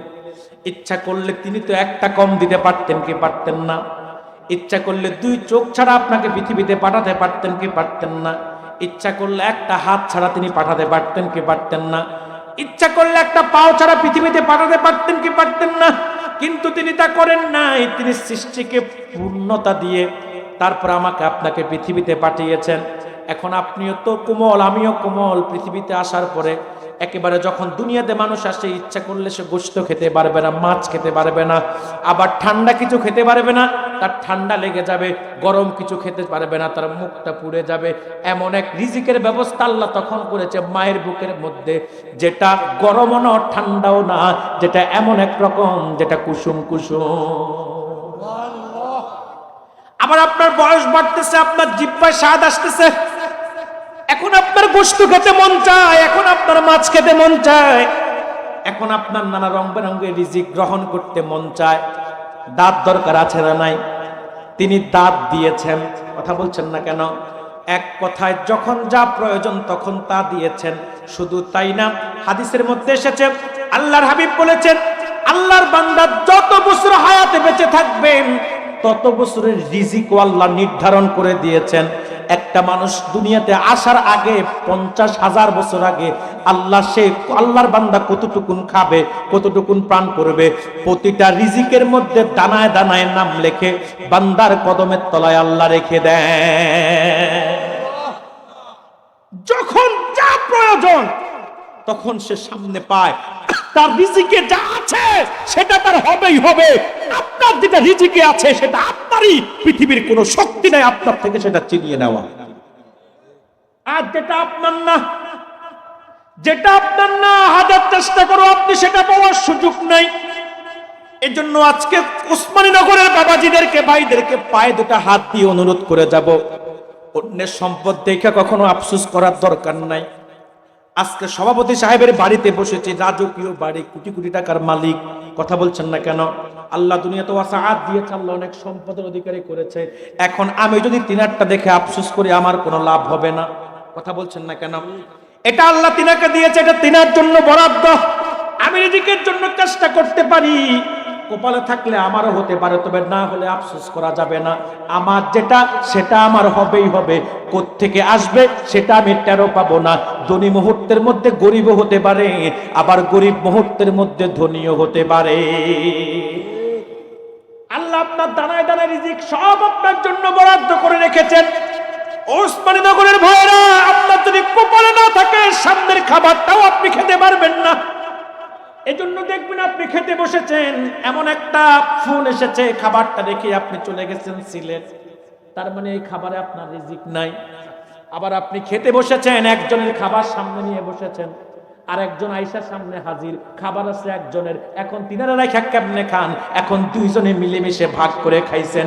এক সেকেন্ড আগেও আপনি জানতেন না আল্লাহ যে এখানে দুইজনের রিজিক রেখে দিয়েছে। এই জন্য আল্লাহর বান্দাদেরকে বলবো, শুকরিয়া আদায় করতে হবে আল্লাহর। আল্লাহ আপনার জন্য যা কিছু বরাদ্দ করেছেন তার মধ্যে সন্তুষ্ট থাকতে হবে। সেই রবের প্রতি সন্তুষ্ট থাকতে হবে যিনি আপনার যখন যা প্রয়োজন তখন তা মিটান। রব হচ্ছে তিনি যিনি অস্তিত্বহীনকে আপন তত্ত্বাবধানে ক্রমে ক্রমে ধাপে ধাপে যখন যা প্রয়োজন তখন তা দিয়ে সৃষ্টিকে পূর্ণতা দান করেন। তিনি হচ্ছে রব, আল্লাহ হচ্ছে রব্বুল আলামিন। এখন বলবেন হুজুর রবের ব্যাখ্যা তো বুঝলাম, কিন্তু আলামিন কি? কথা বলে না, প্রশ্ন আসে একটু একটু বসেন না, আমার ডিস্টার্ব হচ্ছে। আলামিন কি প্রশ্ন আসে না? একটু কথা বলেন না, আছে কিনা? আলামিন আরবিতে আল আমিন যেটা, সেটা অর্থ বিশ্বাসী, সেটা কি? কিন্তু আলম থেকে যে আলামিন, আলম এক বছর, আলামিন বহু বছর, এই আলমের বহু বছর যে আলামিন, এই আলামিন মানে হচ্ছে জগৎ সমূহ। সুবহানাল্লাহ বলবেন না? কত বড় জানেন? কথা বলে না। আল্লাহ যে বলছে তিনি রব্বিল আলামিন, কতটুকুন সীমানা আমি কি বলে দিব? কথা বলে না। কতটুকুন আমি একটু ধারণা দেই? কথা বলে না। এই যে আপনারা এখানে বসবাস করেন, ওসমানীনগরের কামারগাঁওর ভাইয়েরা, আকাশে একটা সূর্য দেখেন না? কত বড়, কথা বলেন, একটা থালার মতো। আচ্ছা বলেন তো, সূর্যটা যত বড় দেখেন অত বড়ই না আরো বড়? তবে আপনাদের কামারগাঁও থেকে ছোট, আরো বড়। ওসমানীনগর থেকে, সিলেট থেকে, পৃথিবীর চাইতে সূর্য 13 লক্ষ গুণ বড়। এবং পৃথিবীর থেকে সূর্য হচ্ছে 9 কোটি 30 লক্ষ মাইল দূরে। কত? 9 কোটি 30 লক্ষ মাইল দূরে সূর্য 13 লক্ষ গুণ। বলবেন হুজুর এগুলো তো বিজ্ঞানের কথা, আপনারা বিজ্ঞানও জানেন নাকি? হ্যাঁ, পড়াশোনা করলে শুধু কোরআন হাদিস না, বিজ্ঞান, ভূগোল, দর্শন, ইতিহাস, বিজ্ঞানের যত শাখা প্রশাখা, কি ফিজিক্স, কি কেমিস্ট, কি বায়োলজি, কি হিলোজি, কি কসমোলজি, কি ভূতত্ত্ব, কি নৃতত্ত্ব, সব জানা যায়। আমি চেষ্টা করি সব বিষয়ে গবেষণা করতে। আমি রাজনীতি করি না, তবে রাজনীতিও গবেষণা করি। আমি লিখতে না পারলেও তবে মুছতে পারি। আমি রাজনীতি করি না বাংলাদেশে, আমি কারো রাজনীতি পছন্দ করি না, এই জন্য নিজেকে রাজনীতিতে জড়াই নাই। তবে এই দেশের প্রত্যেকটা রাজনীতিবিদের কোনো ভুল হলে সেই ভুলের সমালোচনা আমি করতে পারি। যদি কেউ ভুল করে, বিগত 16 বছর যারা ছিল তাদেরকে ছাড়ি নাই, এখন যারা রাজনীতির ব্যানারে ভণ্ডামি করছে তাদেরকেও ছাড়ি না, ভবিষ্যতেও কাউকে ছাড়বো না। কথা বলেন না কেন? আমরা কাউকে ছেড়ে কথা বলি না। আজকে দেখেন না, একদল মসজিদ রাখে এখন মন্দিরে দৌড়াদৌড়ি করতেছে, কথা বলে না। একদল এখন আল্লাহকে সেজদা দেওয়ার কথা ভুলে গিয়ে মূর্তির কাছে গিয়ে মূর্তি পাহারা দেওয়ার কাজে লাগছে। আমরা তাদেরকেও ছাড় দিয়ে এখন কথা বলছি না, তাদের তো এখন পৌষ মাস চলতেছে, কথা বলে না। আমরা তাদেরকেও ছাড় দিয়ে কথা বলি না। যেদিন আপনাদের সিলেটের সুনামগঞ্জের দিরাই সাল্লাতে এক ব্যারিস্টার বলেছেন ওটা পূজা এক, যেদিন বলেছে হিন্দু মুসলিম মুদ্রার এপিটার অপিট, সেদিনই আমি আমার বক্তব্যে বলেছি সে মুরতাদ হয়ে গেছে। কোন মুসলমান রোজার পূজাকে এক করতে পারে না, হিন্দু মুসলিমকে মুদ্রার এপিট অপিট বলতে পারে না। যে বলেছে সে প্রতারক, ধোঁকাবাজ, ভণ্ড, তার সাথে রাসূলুল্লাহর ইসলামের কোনো সম্পর্ক থাকতে পারে না, পারে না, পারে না।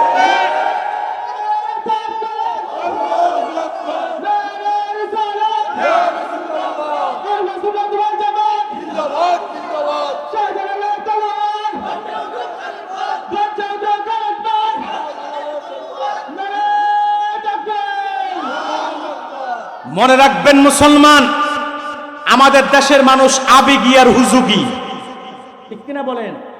ইসলামের সাইনবোর্ড ব্যবহার করে এদেরকে ধোঁকা দেওয়া খুব সহজ, ঠিক কিনা বলেন?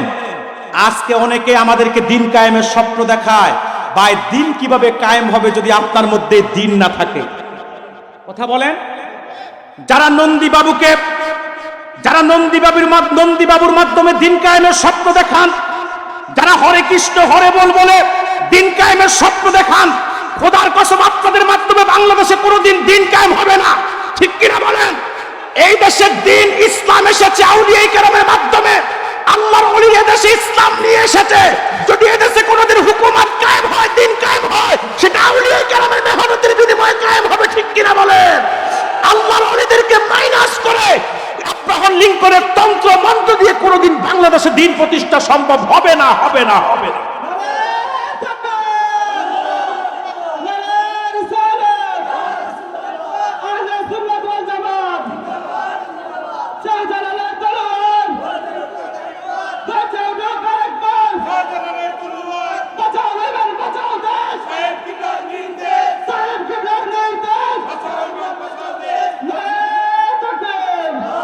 সম্মানিত সুধী, তো যে কথা বলছিলাম, ইতিহাস, বিজ্ঞান, দর্শন, বিজ্ঞানের যত শাখা, কি ফিজিক্স, কি কেমিস্ট, কি বায়োলজি, কি হিলোজি, কি কসমোলজি, কি ভূতত্ত্ব, কি নৃতত্ত্ব, সব দিকেই আমরা একটু চেষ্টা করি বিচরণ করতে, সব কিছুতেই আমরা চেষ্টা করি একটু নলেজ রাখতে।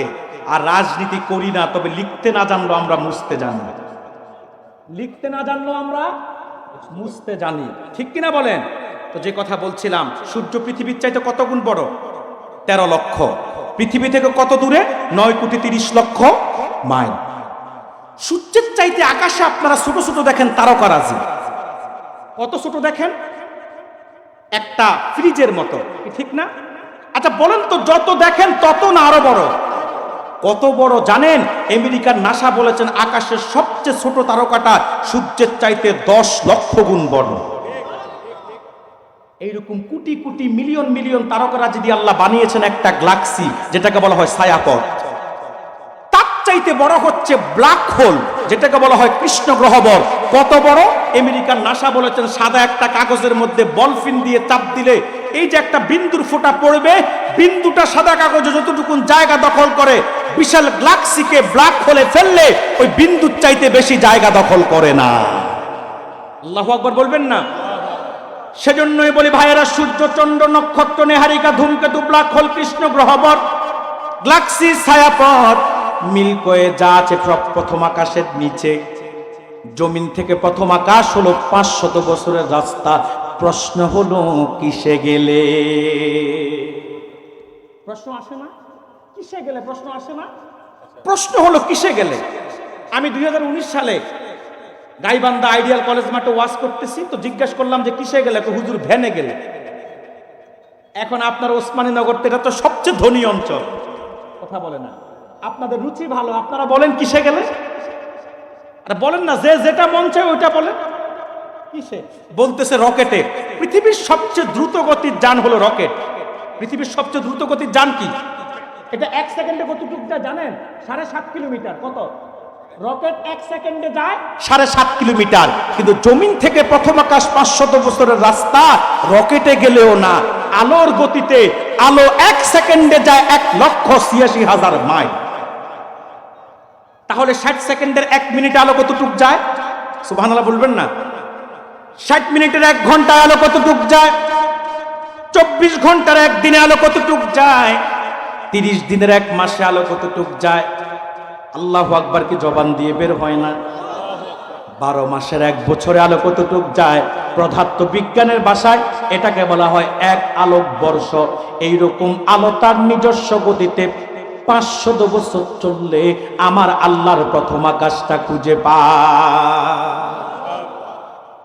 জমিন থেকে প্রথম আকাশ যত দূরে তত মোটা, তার চাইতে বেশি দূরে দ্বিতীয় আসমান, তার চাইতে বেশি দূরে তৃতীয় আসমান, তারপরে চতুর্থ, তারপরে পঞ্চম, তারপরে ষষ্ঠ, তারপরে সপ্তম, তারপরে লাজামান, লামাকান, তারপরে সিদরাতুল মুনতাহা, তারপরে 70,000 নূরের পর্দা। একটা নূরের পর্দা থেকে আরেকটা নূরের পর্দার দূরত্ব 500 বছরের রাস্তা। তারপরে ফাওকাস সামাওয়াতি ওয়াস সাবঈ আরশুর রহমান, সুবহানাল্লাহ বলবেন না।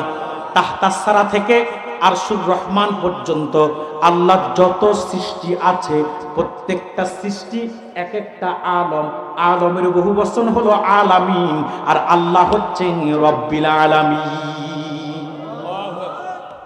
আল্লাহ বলেন আলহামদু, সকল প্রশংসা।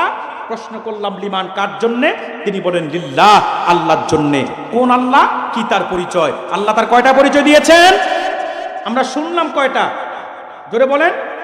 এখন প্রথম আয়াতের আর একটা পরিচয় দিতে আমার 1 ঘন্টা চলে গেছে। আর কিছুক্ষণ কি শোনাবো?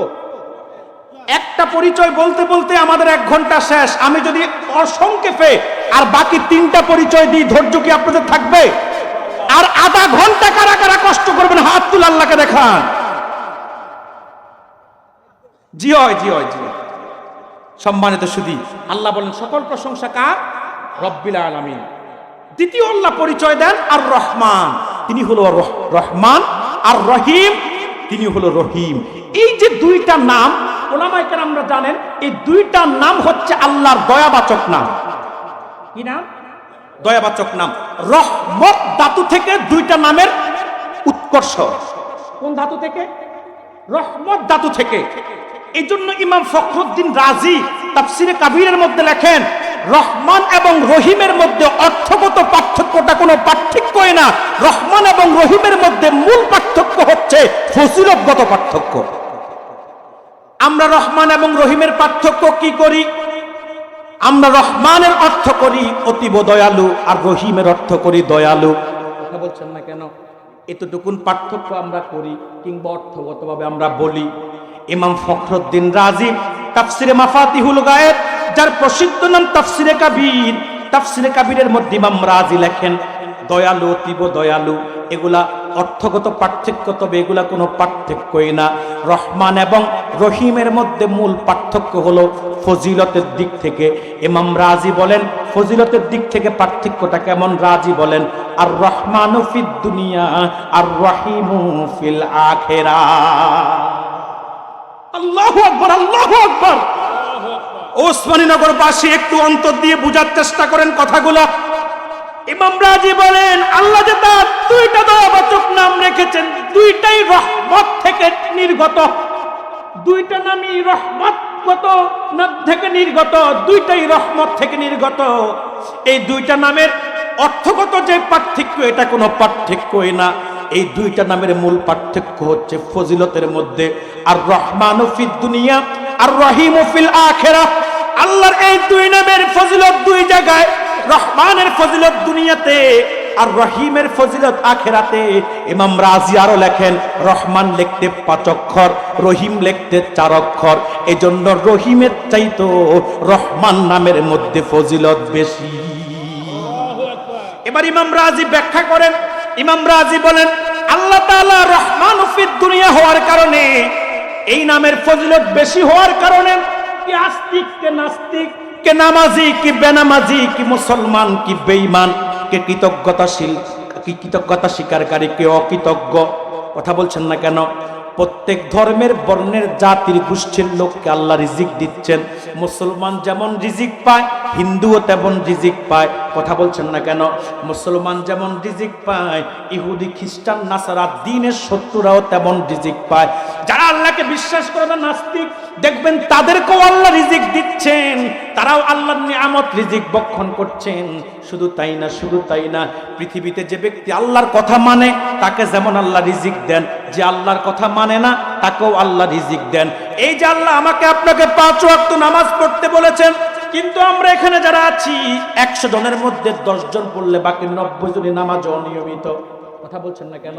কিন্তু আপনি বলেন তো আজকে ফজর নামাজ পড়েন নাই, জোহরও পড়েন নাই, আল্লাহ কি সকালে নাস্তা থেকে আপনাকে বঞ্চিত রেখেছে? আপনি জোহরের নামাজ পড়েন নাই, কিন্তু তারপরে তো আল্লাহ দুপুরে লাঞ্চ থেকে আপনাকে বঞ্চিত করেন নাই। ওসমানীনগরের ভাইরা, ইমাম রাজি বলেন তিনি রহমানু ফিদ দুনিয়া, তিনি রহমানু ফিদ দুনিয়া। এজন্য যে নামাজ পড়ে তাকেও খাওয়ান, যে নামাজ পড়ে না তাকেও খাওয়ান, যে আল্লাহকে স্বীকার করে তাকেও খাওয়ান, যে আল্লাহকে স্বীকার করে না তিনি তাকেও খাওয়ান। এবার ইমাম রাজি বলেন আর রহিমু ফিল আখিরা, তিনি আখিরাতে তিনি আর রহিম নামের ফজিলতের প্রকাশ করবেন, যার কারণে আল্লাহর হাবিবের উম্মত ছাড়া কাউকে তিনি নাজাত দিবেন না। আল্লাহু আকবার বলে। তিনি দুনিয়াতে রহমানের জন্য সবাইরে খাওয়ান, সবাইরে পরান, সবাই তার নিয়ামত অক্সিজেন গ্রহণ করছে, কার্বন ডাই অক্সাইড বর্জন করছেন। সারা পৃথিবী তিনি সবার জন্য উন্মুক্ত করে দিয়েছেন। বেঈমানের যেমন, মুসলমানের যেমন রাজত্ব আছে, বেঈমানেরও তেমন রাজত্ব আছে না এই পৃথিবীতে? কথা বলছেন না কেন? কিন্তু আখেরাতে বেঈমানের কোনো রাজত্ব চলবে না, আখেরাতে বেঈমানের কোনো তাপালিং চলবে না, আখেরাতে বেঈমানদের কোনো আধিপত্য চলবে না। আখেরাতে আধিপত্য আছে তো আছে এক শ্রেণীর, তারা হলো ইমানদার উম্মতে মুহাম্মদী।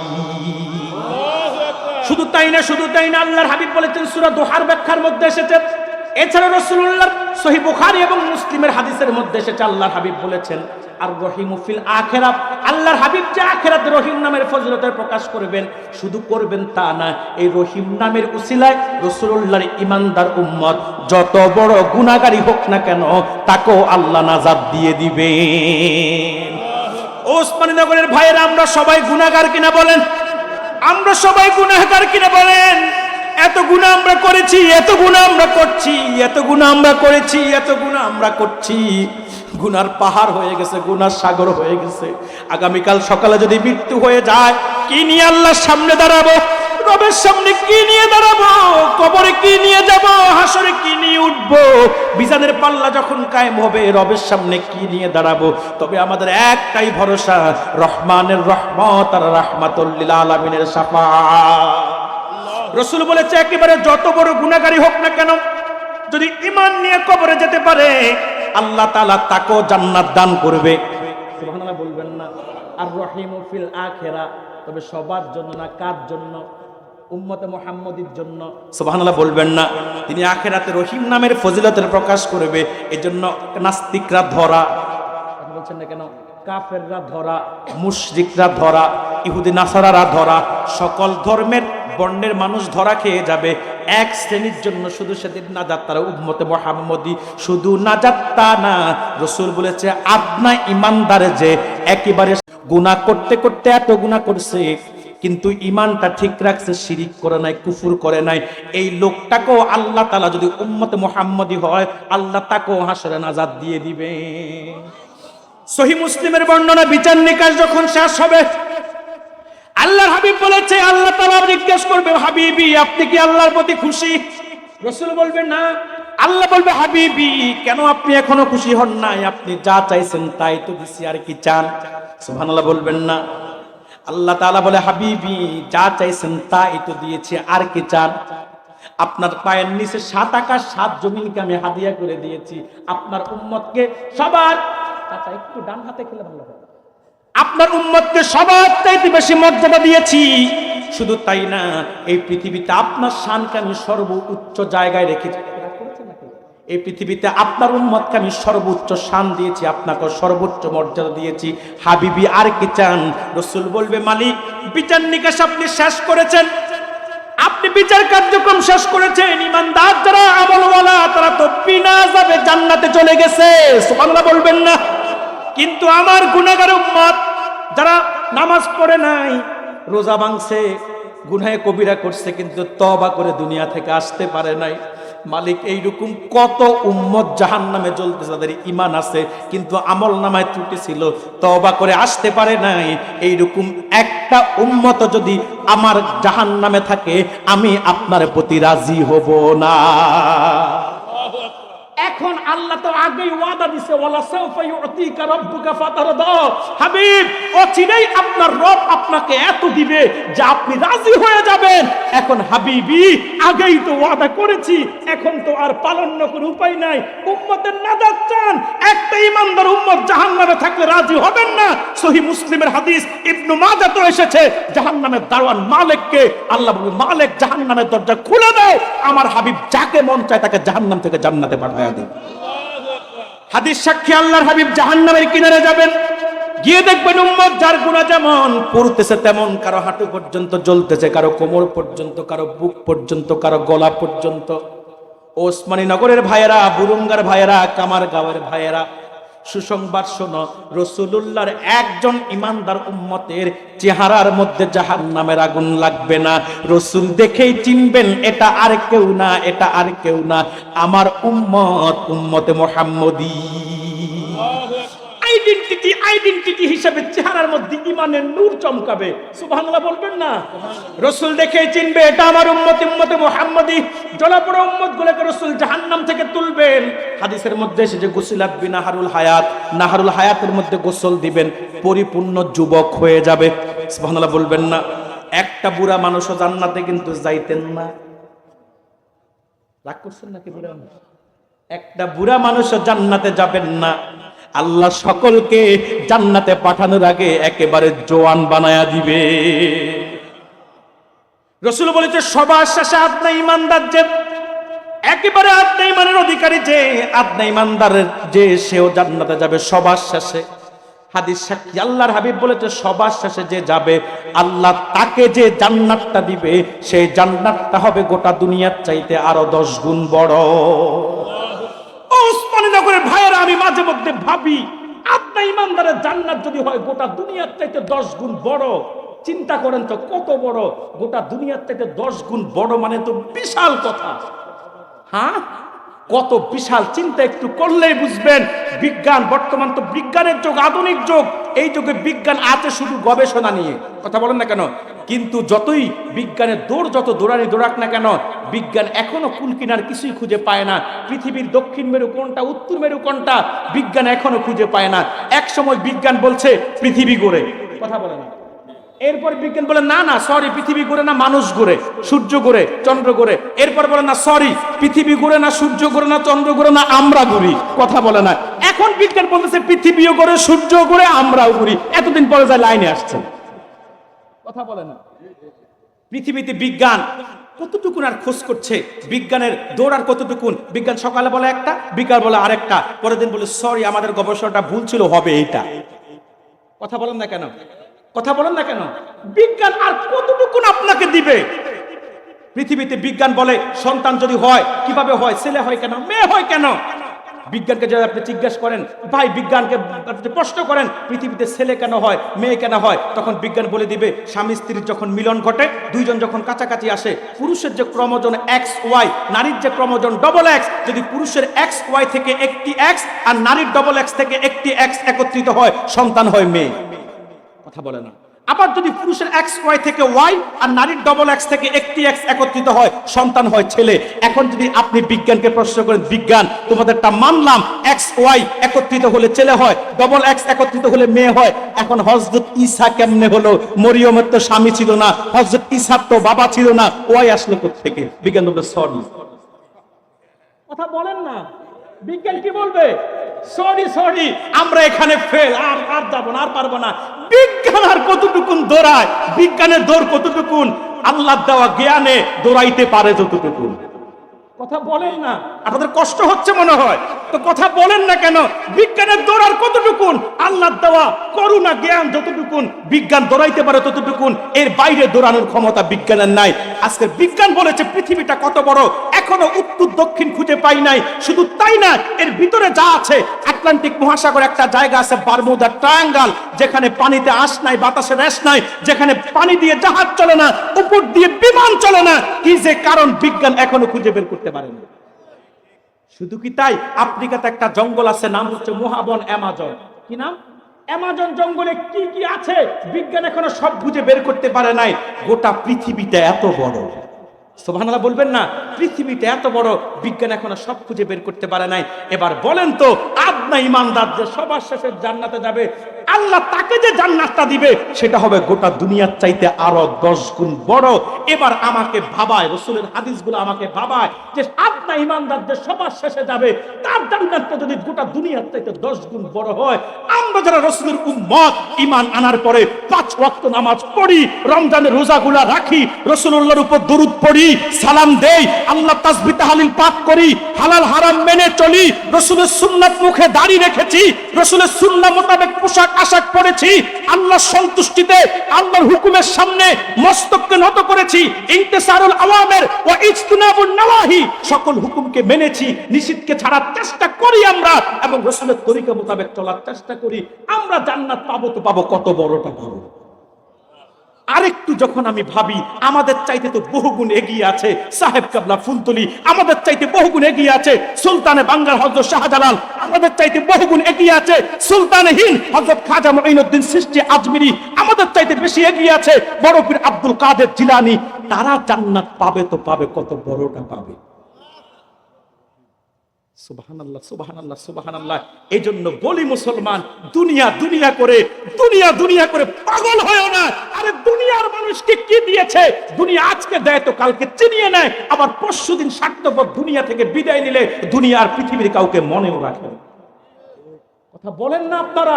দুনিয়া মানুষকে মনে রাখে না তো। এই যে বাবাকে কবরস্থানে রেখে আসছেন, কয়দিন মনে রাখছেন? কথা বলেন না কেন? দুনিয়া বড় স্বার্থপর, যাওয়ার সময় কিচ্ছু দেয় না। আরে মানুষ যাওয়ার সময় ঈমান আর আমল ছাড়া কিচ্ছু নিতে পারে না, কারণ দুনিয়া বড় স্বার্থপর। দুনিয়া সব রেখে দেয়। আপনার আজকে নিঃশ্বাস চলে গেলে কালকে দাফন করার আগেই আপনার কুট বুট সুট সব খুলে নিবে। মহিলা হলে হাতের বালা, গলার মালা, কানের দুল, নাকের ফুল সব খুলে নিবে। পৃথিবীতে কিচ্ছু আপনার সাথে যাবে না। যাবে তো যাবে আপনার ঈমান, যাবে আমল যাবে। কি ঠিক না? কি ঠিক না? এই জন্য ওসমানী নগরের ভাই বাবাজিদেরকে পায়ে দুটা হাত দিয়ে বলবো, দুনিয়ার চিন্তাধারা বাদ দেন, আসুন আখিরাতমুখী জীবন গড়ার চেষ্টা করি, ঈমানটা নিয়ে কবরে যাওয়ার চেষ্টা করি। হ্যাঁ, শুধু ঈমান নিয়ে কবরে গিয়ে সবার শেষে জান্নাতে চাই না, জান্নাতে যেতে চাই তো চাই সবার আগে আমল ওয়ালা হয়ে বিনা আযাবে কম হিসাবে জান্নাতুল ফিরদাউসের মেহমান হতে চাই। কারা কারা হাত তুলে আল্লাহকে দেখান।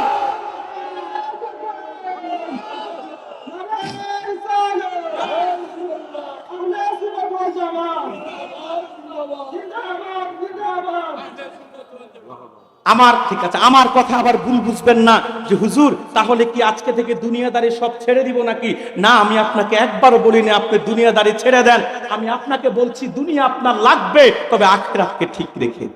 যে কথা বলেন না, দুনিয়া আপনার লাগবে, আখিরাতকে ঠিক রেখে। ভাই, নৌকা চলতে পানি লাগে কি লাগে না? হ্যাঁ, কিন্তু নৌকায় যদি আবার নৌকার উপরে যদি পানি ওঠে, সেই নৌকা ডুবে কি ডুবে না? পানি ছাড়া যেই নৌকা চলতে পারে না, ওই নৌকার উপরে পানি উঠলে, নৌকা ফুটা হলে, পানি যদি নৌকার ভিতরে ঢুকে যায়, ওই পানি আবার নৌকাকে ডুবাইয়া দেয়। কথা বলেন না? দুনিয়া লাগবে আপনার আখিরাতের জন্য, কিন্তু দুনিয়া যেন আপনার আখিরাতকে ভুলাইয়া না দেয়। আরেকটা উদাহরণ দেই, মধু আছে না আপনাদের বাড়িতে? মধু, ফ্লোরে একটু মধু ঢেলে ঘুমায়া যাবেন, ফজরের সময় উঠলে দেখবেন মধুর চতুর্পাশে শুধু পিঁপড়ার পিঁপড়া। ঠিক না ভাই? মধুর চতুর্পাশে শুধু পিঁপড়ার পিঁপড়া। দেখবেন কিছু পিঁপড়া মধু খেয়ে চলে যাচ্ছে, আবার কিছু পিঁপড়া মধু খাচ্ছে, আর কিছু পিঁপড়া মধুর মাঝখানে মরে আছে। কারণ কি? কারণ হলো যে পিঁপড়াগুলা দুইটা পা মধুতে দিয়েছে, দুইটা পা মধুর বাইরে রেখে পেট ভরে মধু খেয়েছে, তারা নির্দ্বিধায় ফিরে যাচ্ছে। আর যেটা লুবি, খালি পেটে আঠালো মধুতে ঢুকা যায়, যেটা লুবি ঢুকতে ঢুকতে মধুর মাঝখানে গেছে, যাওয়ার পরে আর বের হতে পারে না। পেট ভরে যখন মধু খায় আর বের হতে পারে না। দুনিয়া আখিরাতটা ঠিক তেমন। আপনার দুনিয়া লাগবে, আপনার ব্যবসা লাগবে, আপনার চাকরি লাগবে, আপনার রাজনীতি লাগবে, কিন্তু আপনার ব্যবসা যেন আপনার আখিরাতকে না ভুলাইয়া দেয়, আপনার চাকরি যেন আপনার আখিরাতকে না ভুলাইয়া দেয়, আপনার রাজনীতি যেন রোজার পূজাকে এক করে না দেয়, আপনার রাজনীতি যেন হিন্দু মুসলমানকে এক করে না দেয়, আপনার রাজনীতি যেন দিন আর দুনিয়াকে এক না করে দেয়। দুঃখ লাগে, আফসোস লাগে। আরে ভাই, যারা সেকুলার তাদের বিষয় ভিন্ন, তারা না বুঝে করছে। আপনারা যারা বুঝে আজকে মানুষদেরকে ধোঁকা দিচ্ছেন, আল্লাহর কাছে আপনাদেরকে কঠিন জবাবদিহিতা করতে হবে। কারণ মনে রাখবেন, শার্ট প্যান্ট পরে যদি কেউ অপরাধ করে, মানুষ তার অপরাধকে ইসলামের ধর্মের সাথে মিলাতে যাবে না। কিন্তু আমি হুজুর যদি পাঞ্জাবি পরে অপরাধ করি, এটাই তো মানুষের কাছে ইসলামকে সম্পৃক্ত করার সুযোগ হয়ে যাবে। এই জন্য বলবো ভাই, সেকুলাররা যা করছে করুক, এটা তাদের কাজ, তাদেরকে দিয়ে আমরা ইসলামকে মাপার কোনো সুযোগ নাই। কিন্তু আপনারা যারা ইসলামের সাইনবোর্ড ব্যবহার করে আজকে রোজা পূজাকে এক করে দিচ্ছেন, হিন্দু মুসলমানকে একাকার করে দিচ্ছেন, বিধর্মীদের কাছে ইসলামকে ছোট করছেন, আল্লাহর কাছে কঠিন জবাবদিহিতা আপনাদেরকে করতে হবে। আসলে ঠিক তো, ঠিক তো, ঠিক তো আমার ভাইয়েরা। তো আল্লাহর পরিচয় কয়টা দিয়েছে আল্লাহ সূরা ফাতিহাতে?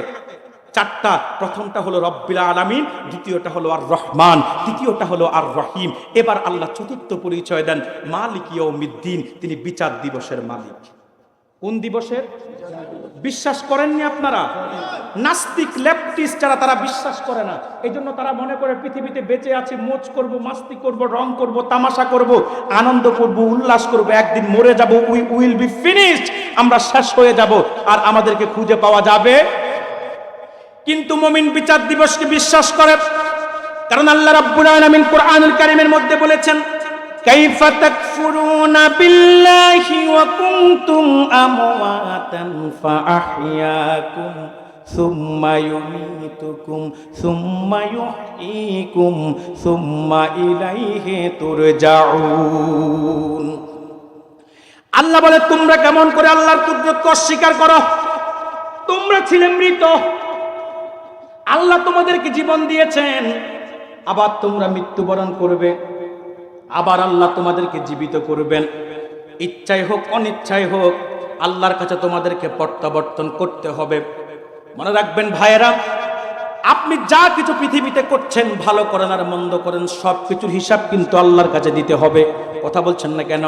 ভালোটা করলে পুরস্কার, মন্দটা করলে তিরস্কার। আখিরাতটা কিন্তু কবর থেকে শুরু হয়ে যায়। সহিহ মুসলিমের বর্ণনা, হযরত উসমান ইবনে আফফান বলেছেন, আউয়ালু মানজিলিন মিন মানাজিলিল আখিরাহ, কবর হচ্ছে আখিরাতের প্রথম স্টেশন। এই জন্য সাহাবায়ে কেরাম যখন কবরের কাছে যেতেন, তারা অঝর দ্বারায় কাঁদতেন, এত কাঁদতেন তাদের চোখের পানিতে দাড়ি ভিজে আল্লাহর জমিনে পর্যন্ত পানি পড়তো। হযরত উসমান যখন কবরের পাশে যেতেন, হাদিস শেখ উসমানের খাদেম বলেন, আমি উসমানকে রাসূলের সামনে জাহান্নামের বয়ান শুনতে দেখেছি, কিন্তু অত কান্না করতে দেখি নাই। কিন্তু যখনই দেখতাম হযরত উসমান কবরের পাশে যেতেন, এত কান্না করতেন, হাউমাউ করে কাঁদতেন উসমান, এত কান্না করতেন উসমান। কবরের পাশে গেলে উসমানের দুই চোখের পানি দাড়ি ভিজে আল্লাহর জমিন পর্যন্ত ভিজে যেত। প্রশ্ন করা হলো, উসমান তুমি কেন এত কান্না করো? জাহান্নামের বয়ান শুনলো তো উসমান এত কান্না করো না, কিন্তু কবরের পাশে আসলে উসমান তুমি কেন এত কান্না করো? হযরত উসমান বলে, তোমরা কি রাসূলের জবানে শোনো নাই? হুজুর বলেছেন, আউয়ালু মানজিলিন মিন মানাজিলিল আখিরাহ, কবর হচ্ছে আখিরাতের প্রথম স্টেশন।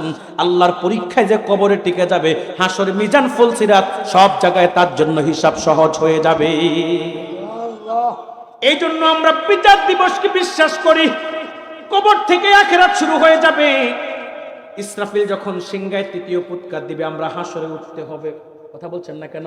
প্রথম ফুৎকার যখন দিবে, পৃথিবীতে জালজালা তৈরি হবে। আল্লাহ কুরআনুল কারীমের মধ্যে বলেছেন, ইযা যুলজিলাতিল আরদু জিলজালাহা, মাটি প্রচন্ড কম্পনে প্রকম্পিত হবে। ওয়া আখরাজাতিল আরদু আসকালাহা, মাটি তার নিচ থেকে সব ন্যাচারাল অ্যাডভান্টেজেস, প্রাকৃতিক খনিজ সম্পদ সব মাটি বের করে দিবে। তেল বলেন, লোহা বলেন, গ্যাস বলেন, আপনার অ্যালুমিনিয়াম বলেন, এমন একটা খনিজ সম্পদ নাই, সোনা রূপা সব আল্লাহর পক্ষ থেকে মাটি বের করে দিবে নিচ থেকে। দ্বিতীয় ফুৎকার যখন দিবে, পৃথিবীটা একেবারে ছিন্ন বিচ্ছিন্ন হয়ে যাবে, আর কেউ পৃথিবীতে থাকবে না। যেই মালাকুল মউত মানুষের রূহ কবজ করে, সেই মালাকুল মউত তখন আর থাকার কোনো সুযোগ নাই। শুধু যে আপনি মরবেন আমি মরব তা না, কিংবা আমাদের বংশ পরম্পরা যারা তখন থাকবে তারা মরবে তা না। মানুষ বলেন, জিন জাতি বলেন, প্রাণী কুলের সব শেষ, ফেরেশতাদের সব শেষ। আল্লাহ বলবে, মালাকুল মউত আর কে আছে? বলবে, জিব্রাইল, মিকাইল, ইসরাফিল আর আমি। আল্লাহ বলবে, বা তাদের রূহও কবজ করো। এক এক করে তাদের রূহও কবজ করা হবে। আল্লাহ বলবে, মালাকুল মউত পৃথিবীতে আর কে আছে? বলবে, আল্লাহ তুমি আর আমি ছাড়া কেউ নাই। কিন্তু তোমার তো মৃত্যু নাই, তুমি তো চিরঞ্জীব, তোমার লয় নাই, ক্ষয় নাই। আমি তোমার হুকুমের গোলাম, মালাকুল মউত ছাড়া আর কেউ নাই। আল্লাহ বলে, মালাকুল মউত এবার নিজের রূহটা নিজে কবজ করো। আল্লাহু আকবার বলবেন না? মালাকুল মউত বলবে, মালিক যদি জানতাম নিজের রূহ নিজেকে কবজ করতে হবে, ভুলো তো আমি এই দায়িত্ব নিতাম না। বলতাম, জিব্রিলকে দেন আমাকে ওহী বন্টনের দায়িত্ব দেন, নতুবা মিকাইলকে দেন আমাকে বৃষ্টি বর্ষণের দায়িত্ব দেন, নতুবা ইসরাফিলকে দেন আমাকে সিংহায় ফুৎকারের দায়িত্ব দেন। আল্লাহ বলবে, মালাকুল মউত কোনো বাহানা চলবে না, নিজের রূহটা নিজে কবজ করো। হাদিস সাক্ষী, সহিহ মুসলিমের বর্ণনা। জান্নাত এবং জাহান্নামের মধ্যবর্তী স্থানে দাঁড়িয়ে বিকট চিৎকার দিয়ে মালাকুল মউত নিজের রূহটা নিজে কবজ করে নিবে। আর পৃথিবীতে কেউ বলতে কেউ নাই। দীর্ঘ একটা সময় পার হয়ে যাবে, এবার আল্লাহ সর্বপ্রথম জিন্দা করবেন ইসরাফিলকে, কারণ ফুৎকার একটা এখনো বাকি আছে। আল্লাহ ইসরাফিলকে বলবে, ইসরাফিল এবার তোমার 3 নাম্বার ফুৎকার দাও। এই যে হাদিস সাক্ষী, ইসরাফিল যখন 3 নাম্বার ফুৎকার দিবে, সব মানুষ কবর থেকে উঠা শুরু করবে, শরীরে কোনো পোশাক থাকবে না। এই হাদিস শোনার পরে আম্মা জান কান্না শুরু করে দিল, হুজুর মানুষকে লজ্জা পাবে না? আল্লাহর হাবিব বলে, শোনো, লজ্জা পাওয়া তো দূরে থাক, এমন কঠিন পরিস্থিতি হবে হাসরে, যেই সময় কেউ কারো দিকে তাকানো তো দূরে থাক, মানুষ নিজের চিন্তা করেই তো মানুষ কুল পাবে না। বাবা তার সন্তানের পরিচয় দিবে না, ওসমানীনগরের ভাইয়েরা স্বামী তার স্ত্রীর পরিচয় দিবে না। যে স্ত্রীর জন্য স্বামী এত পাগল, যে সন্তানের জন্য বাবা দুনিয়াতে এত পাগল, সন্তানের সামান্য অসুস্থ হলে যেই বাবা সহ্য করতে পারে না, বিবিকে ছাড়া যেই স্বামী খুব বেশি দিন দূরে থাকতে পারে না, সেই বিবি স্বামীর পরিচয় দিবে না, সন্তান পিতার পরিচয় দিবে না, ভাই বোনের পরিচয় দিবে না। সবাই শুধু নাফসি নাফসি নিজের চিন্তায় ব্যস্ত। রসুল বলে, শোনো, জমিনটা হবে তামার, সূর্য মাথার 1 বিঘত উপরে আসবে। ও বুরঙ্গার ভাইয়েরা, দুনিয়াতে 9,30,00,000 মাইল দূর থেকে সূর্য তাপ দেয়, 40-42 ডিগ্রি হলে আমাদের হুঁশ থাকে না। রসুল বলেছে, হাসরে জমিনটা হবে তামার, সূর্য মাথার 1 বিঘত উপরে আসবে, সেদিন সূর্যের তাপ হবে 1,40,00,000 ডিগ্রি সেলসিয়াস। কেমনে সহ্য করবেন ওসমানীনগরের মানুষ? চিন্তা করেন না তো, দুনিয়া দুনিয়া করে পাগল হয়ে গেছেন, চিন্তা করেন না তো কেমনে সহ্য করবেন? আরে ভাই, দুনিয়াতে লোহার মতো শক্ত ধাতুটা পানির মতো গলে যায় 1538 ডিগ্রি সেলসিয়াস তাপে। কত? এই যে রড বানায়, রড কিভাবে? এগুলো কি এমনি এমনি না, রড লোহার বড় বড় পাত, কথা বলে না, লোহার বড় বড় পাতকে ফ্যাক্টরিওয়ালারা তাপ দেয়, 1538 ডিগ্রি সেলসিয়াস তাপ যখন দেয়, লোহাগুলা গলে পানি হয়ে যায়। এই পানিগুলার মধ্যে এরপরে পানিগুলোকে শ্বাস আছে 250 সুতা, 3 সুতা, 4 সুতা, 5 সুতা, 6 সুতা, 7 সুতা, আমি ভুল বললে মিলাই নিয়েন কোন একটা ফ্যাক্টরিতে গিয়া এই শ্বাস অনুযায়ী এই পানিগুলা দিয়ে এরপরে রড বানায়। কথা বলেন না আপনারা? এই লোহা গলাতে তাপ লাগে 1538 ডিগ্রি সেলসিয়াস। হাসরে মাথার 1 বিঘত উপর থেকে সূর্য তাপ দিবে 1,40,00,000 ডিগ্রি সেলসিয়াস। রাসূল বলেছে, মানুষের মাথার মগজগুলো ভাতের মাড়ের মতো টকবক করতে থাকবে, পূজার মতো কান দিয়ে নাক দিয়ে বেড়ে বেড়ে পড়বে। কোথায় গেলে পরিত্রাণ পাই? সহিহ বুখারী 2য় খণ্ডের হাদিস কিতাবুস শাফাতে এসেছে। মানুষগুলা দৌড়িয়ে যাবে আদম সফিউল্লাহর কাছে, গিয়ে বলবে, আদম আর পারছি না, আল্লাহকে বলুন মিজানের পাল্লা কায়েম করতে, কপালে যা আছে বিচারের পরে তা মেনে নিব, কিন্তু হাসরের কঠিন আযাব সহ্য করার ক্ষমতা আমাদের কারোই নাই। হযরত আদম বড় কথা প্রকাশ করবে, বলবে আমার দ্বারা সম্ভব না। যাও ইব্রাহিমের কাছে, ফাইন্নাহু খলিলুল্লাহ, তিনি আল্লাহর বন্ধু। যাবে ইব্রাহিম খলিলের কাছে, ইব্রাহিম খলিল বলবে আমার দ্বারাও সম্ভব না। যাও তোমরা মুসার কাছে, ফাইন্নাহু কালিমুল্লাহ, তিনি হচ্ছে কালিমুল্লাহ। যাবে মুসার কাছে, মুসা বলবে আমার দ্বারা সম্ভব না। যাও তোমরা ঈসার কাছে, ফাইন্নাহু রুহুল্লাহ, তিনি হলো রুহুল্লাহ। যাবে ঈসার কাছে, ঈসা বলবে আমার দ্বারা সম্ভব না, তবে একটা ঠিকানা আমি দিতে পারি যেখানে গেলে ফিরবে না, তিনি হচ্ছে মুহাম্মাদুর রাসূলুল্লাহ, ফাইন্নাহু হাবিবুল্লাহ, তিনি হলো আল্লাহর বন্ধু। হাসরে বসিরে যাবে আল্লাহর হাবিবের কাছে। ওসমানীনগরের ভাইয়েরা গিয়ে দেখবে আল্লাহর হাবিব মাকামে মাহমুদের মধ্যে সিজদায় পড়ে কাঁদতেছে। উম্মত যখন যাবে, রাসূল মাথা তুলবে, উম্মতের সব কথা রাসূল শুনবে, বলবে ইয়া রাসূলুল্লাহ, আর পারছি না, আমাদের পক্ষে আর সম্ভব না, হাসরের কঠিন আযাব আমাদের পক্ষে আর সহ্য করা সম্ভব না। দ্রুত আল্লাহকে বলুন মিজানের পাল্লা কায়েম করে বিচার ব্যবস্থা শুরু করে দিতে। রাসূল আবার সিজদায় পড়ে রব্বি হাবলি উম্মতি উম্মতি, উম্মত উম্মত বলে রাসূল কান্না শুরু করে দিবেন। আল্লাহ বলবে হাবিবি ইরফারা আসাক, মাথা তোলেন, কেন কাঁদেন? আল্লাহর হাবিব মাথা তুলবে, বলবে মালিক,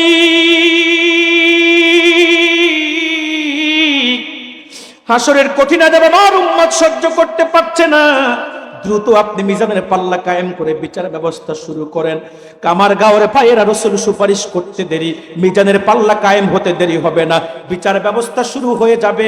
বিচার নিকাশ যখন শুরু হয়ে যাবে, আমি আপনি পৃথিবীতে যারা আজকে বেঁচে আছি, যার হায়াত যতদিন বেঁচে থাকবো, যা কর্ম করব ভালো করি আর মন্দ করি সেদিন সব প্রকাশ পাবে, সেদিন সব কিছুর হিসাব হবে। যদি অস্বীকার করেন মুখ দিয়ে, হাত সেদিন আপনার বিরুদ্ধে সাক্ষ্য দিবে। ও যুবক, রাতের বেলা কম্বল মুড়িয়ে পর্ণ ভিডিও দেখেছো, দুনিয়ার কেউ দেখে নাই, কিন্তু সেদিন তোমার চোখ সাক্ষ্য দিবে। কথা বলছেন না কেন? যুবক, কোথায় গিয়েছো, কি করেছো? এই পা দিয়ে হেঁটে কোথায় গিয়েছো? এই হাত দিয়ে কি কি গুনার কাজ করেছো? এই চোখ দিয়ে বেগানা নারীর দিকে তাকিয়েছো? এই জবান দিয়ে কতগুলা অন্যায় কাজ করেছো? সব কিছুর হিসাব সেদিন নিবে। প্রত্যেকটা অঙ্গ প্রত্যঙ্গ সেদিন আল্লাহর কাছে আপনার সব কথা বলে দিবে। বলবেন হুজুর এটা কেমনে সম্ভব? একেবারে সহজ। এখন আমি যা বলছি, এই যে আপনারা ছাড়াও আরো কিছু চোখ আছে না নাই? কথা বলছেন না কেন? এই যে মোবাইলে ভিডিও হচ্ছে, ক্যামেরায় ভিডিও হচ্ছে, আমি মাইকটা ছেড়ে দেওয়ার সাথে সাথে এই ক্যামেরার মধ্যে দেখলে আমি কেমনে হাত নাড়ছি, কেমনে কথা বলছি, কি করছি, কোন দিকে তাকাইছি, সব দেখা যাবে কি যাবে না? কথা বলেন না, যাবে কি যাবে না?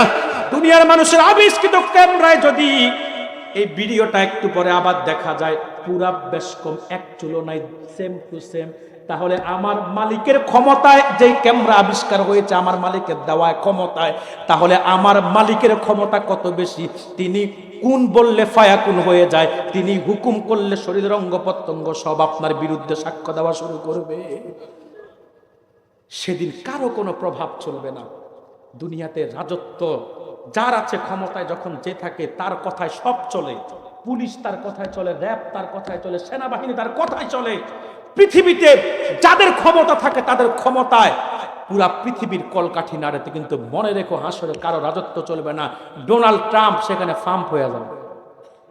ডোনাল্ড ট্রাম্প পৃথিবীর মোড়লগিরি আজকে তার, পৃথিবীতে আজকে তার কথায় পৃথিবীতে অনেক কিছু দিক বেদিক হয়। কথা বলেন না কেন? কিন্তু মনে রাখবেন, ভারতের ডোনাল্ড ট্রাম্প আর আপনার ভাই আমেরিকার ডোনাল্ড ট্রাম্প আর ভারতের নরেন্দ্র মোদী আরো পৃথিবীর বড় বড় জালেমরা যারা পৃথিবীতে প্রভাব কাটাও, মনে রেখো হাসরে তোমাদের এক পয়সারও মূল্য নাই।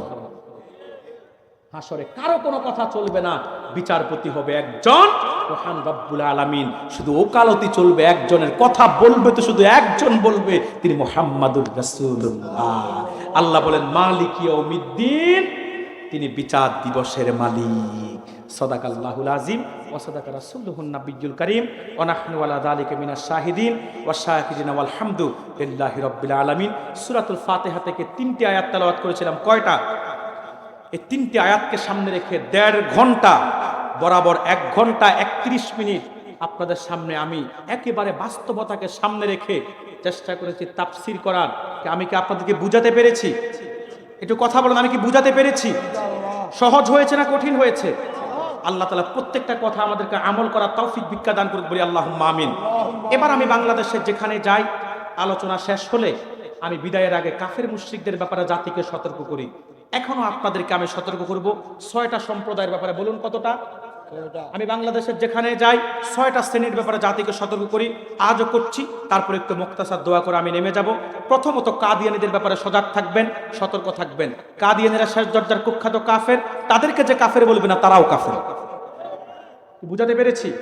দ্বিতীয়ত আরেকটা সম্প্রদায়ের ব্যাপারে সজাগ থাকবেন, সেটি হচ্ছে খ্রিস্টান মিশনারি, ঈসাই তরিকাভুক্ত মুসলমান নাম দিয়ে যারা মানুষদেরকে মিসগাইড করে, কনভার্ট করে খ্রিস্টান বানায়া দিচ্ছে, তাদের ব্যাপারে সজাগ থাকবেন, সতর্ক থাকবেন। তারা অনেকটা সফল। কুষ্টিয়া, শান্তিডাঙ্গা ওই অঞ্চলে কয়েক হাজার পরিবারকে তারা খ্রিস্টান বানাইছে। আপনাদের সুনামগঞ্জ কয়েকটা পরিবার অলরেডি খ্রিস্টান হয়ে গেছে। নাউজুবিল্লাহ বলবেন না? তাদের ব্যাপারে সজাগ থাকবেন, সতর্ক থাকবেন। 3 আরেকটা সম্প্রদায়, সেটা হচ্ছে হিজবুত তাওহীদ। আলেম ওলামারা ভালো জানেন, একটা পথভ্রষ্ট ফিতনা বের হয়েছে হিজবুত তাওহীদ। যুবকরা তোমরাও জানো, এটা হিজবুত তাওহীদ, এটা হিজবুশ শয়তান। বাইজিদ খান পন্ডিত দল, হারামজাদা, ওটা তো জাহান্নামে গেছে, তার একটা অজাত রেখে গেছে সেলিম। ওটা ইসলামকে অপব্যাখ্যা দেয় মানুষের কাছে। সাবধান, ওটা এমাম। ইসলাম তো বলে না, বলে ইসলাম। এরপর বলে নামাজ কোন শরীয়তের বিধান, এটা শারীরিক ব্যায়াম। নাউজুবিল্লাহ বলবেন না? সাবধান, হিজবুত তাওহীদের ব্যাপারে সজাগ থাকবেন, সতর্ক থাকবেন। চতুর্থ আরেকটা সম্প্রদায়, সেটা হলো আহলে কোরআন। কি নাম বললাম? নতুন করে বের হয়েছে, হাদিস মানে না, বলে বুখারী মুসলিম নাকি জাল। নাউজুবিল্লাহ বলবেন না? এরা হলো শয়তান, এদের ব্যাপারে সজাগ থাকবেন, সতর্ক থাকবেন। পঞ্চম আরেকটা শ্রেণী আছে, এই নাম বললেই এখন অনেক যুবকরা আমার প্রতি রাগ করবে, সেটা হলো আহলে হাদিস। ঠিক না হুজুর? এটা কি আহলে হাদিস না খবিস? খবিস। ভণ্ড আহলে হাদিসরা আহলুস সুন্নাত ওয়াল জামাতের ময়দানে ইঁদুরের ভূমিকা কাজ করতেছে। এই তো মেরাজের মাস বিদায় নিছে না আজকে, এই এক মাস তাদের ফতোয়া ছিল রাসূল আল্লাহকে দেখছি কি দেখে না এটা নিয়ে। শুরু হয়েছে শাবান মাস, ফতোয়াবাজি শুরু হইব আপনার কি কয় যে লাইলাতুল বরাতের আমল নিয়ে। শাবান মাস না যেতে আইব রমজান, রমজান আসলে শুরু হয় তারাবির নামাজ নিয়ে। এই ইঁদুরের গোষ্ঠীর কাজই হলো কাটা, নাক্তার ভূমিকা পালন করে। নাফিত কি কাটে না বাড়ায়, কমায় না বাড়ায়? এ লামাযাবিরও কমায়, তবে মনে রাখবেন জাতের নাফিত হলে ঠিক মতে কমায়, কিন্তু নাফিতের কাজ যদি মুসি করে তো সে যদি চুল কাটে না, নাক কান সব কানে, ঠিক না? নাক কান সব কাটে। ভণ্ড লামাযাবিরা নাক্তার ভূমিকা পালন করতেছে। সাবধান, তাদের গোড়া পর্যন্ত সমাজ থেকে উপড়ে দিতে হবে। রাজি আছেন? এই জমিন আহলে হাদিসের জমিন না, এই জমিন আহলে সুন্নাতের জমিন। আল্লাহর ওলিরা আমাদেরকে আহলে হাদিস শিখাইয়া যায় না, আহলে সুন্নাত বানায়া গেছে। কথা বলেন না কেন? আহলে সুন্নাত হচ্ছে সাহাবায়ে কেরামের পথ, আহলে সুন্নাত হচ্ছে তাবিঈনের পথ, আহলে সুন্নাত হচ্ছে তাবে তাবিঈনের পথ, আহলে সুন্নাত হচ্ছে সালফে সালিহিনের পথ। জনপুর, পুরপুরা, সারসিনা, সোনাকান্দা, ফুলতলি, হক্কানি আল্লাহর ওলিরা দেশে মেহনত করে মানুষদেরকে আহলুস সুন্নাত ওয়াল জামাতের তালিম দিয়েছে। আমরা আহলুস সুন্নাতের উপরে বেঁচে থাকতে চাই। রাজি আছেন? আমাদের পরিচয় কি আহলে হাদিস না আহলে সুন্নাত? দুই হাত তুলে বলেন, আমাদের পরিচয় কি আহলে হাদিস না আহলে সুন্নাত? আহলুস সুন্নাতের পরিচয় নিয়ে আমরা বাঁচতে চাই কি রাজি আছি? আহলে সুন্নাতের পরিচয় নিয়ে আমরা মরতে চাই কি রাজি আছি? আহলে সুন্নাতের পরিচয় নিয়ে হাসরে আল্লাহর সামনে দাঁড়াতে চাই। কারা কারা হাত লম্বা করে আল্লাহকে দেখায় দেন?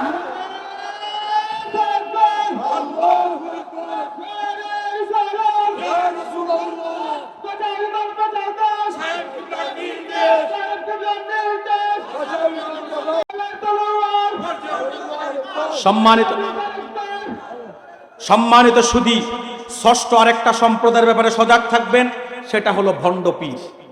কোন পীর বললাম? এই দেশে হক্কানি পীর যেমন আছে, বেদাতি, বেসরা, বাউল, ফাউল রাওয়াজ। এই দেশে জোনপুর, পুরপুরা, সারসিনা, সোনাকান্দা, ফুলতলি যেমন আছে, দেওয়ানবাগ, কুতুববাগ, রাজারবাগ, কথা বলে না, চন্দ্রপুরী, সুরেশ্বরী, এনায়েতপুরী, হালি হালি, দুই হালি আছে না, আছে না, আছে না? এদের কাছে নামাজ নাই, রোজা নাই, পর্দা নাই, শরীয়ত নাই, আছে মারেফত। ওই আগে যেটা বলেছি, ঢোল, তবলা, একতারা, দোতারা, সেতারা, তাম্বুরা, জাম্বুরা, এরা ভণ্ডামি করে, নাচানাচি করে, বক্তাও নাচে, শ্রোতাও নাচে, পীরও নাচে, মুরিদও নাচে। একদিকে জিকির করতেছে, আরেক দিকে এক পাগল আরেক পাগলরে দেখি ডাকতেছে, আবার ওই পাগল জবাব দেয়, আসি রে ভাই আসি। নাউজুবিল্লাহ বলবেন না? নাউজুবিল্লাহ, নাউজুবিল্লাহ। সাবধান, ইসলামটাকে হাসির পাত্র করা যাবে না। এসব বেশরাদের সাথে খাঁটি সুন্নিদের কোনো সম্পর্ক নাই, বেদাতীদের সাথে আহলে সুন্নাত ওয়াল জামাতের কোনো সম্পর্ক নাই। আমরা হব খাঁটি আহলে সুন্নাত, যেটা শিখিয়ে গেছে আল্লাহর ওলিরা। কারা তারা? জোনপুর, পুরপুরা, সারসিনা, সোনাকান্দা, বিশেষ করে সিলেটবাসীকে ফুলতলি। কি মানতে রাজি আছেন? মানতে রাজি আছেন? আমার কথায় কি রাগ করেছেন? আমি না বললে আর বলবে কে ভাই? সবাই তো একমত নিয়ে আছে, কথা বলেন। সবাই তো মেঘ দেখে ছাতা ধরে, বৃষ্টি দেখে ছাতা ধরে। আব্দুল হালিম ভুঁইয়া সাহেব আসতে, বসেন এক মিনিট। সবাই তো বৃষ্টি দেখে ছাতি ধরে, ঠিক না? কথা বলে না। সবাই তো আছে আপনার কোন তালে, যেদিকে হাওয়া সেদিকে পাল তোলা নিয়ে। কিন্তু আমি যেটা সত্য সেটা বলে দিই, এটা আমার নীতি।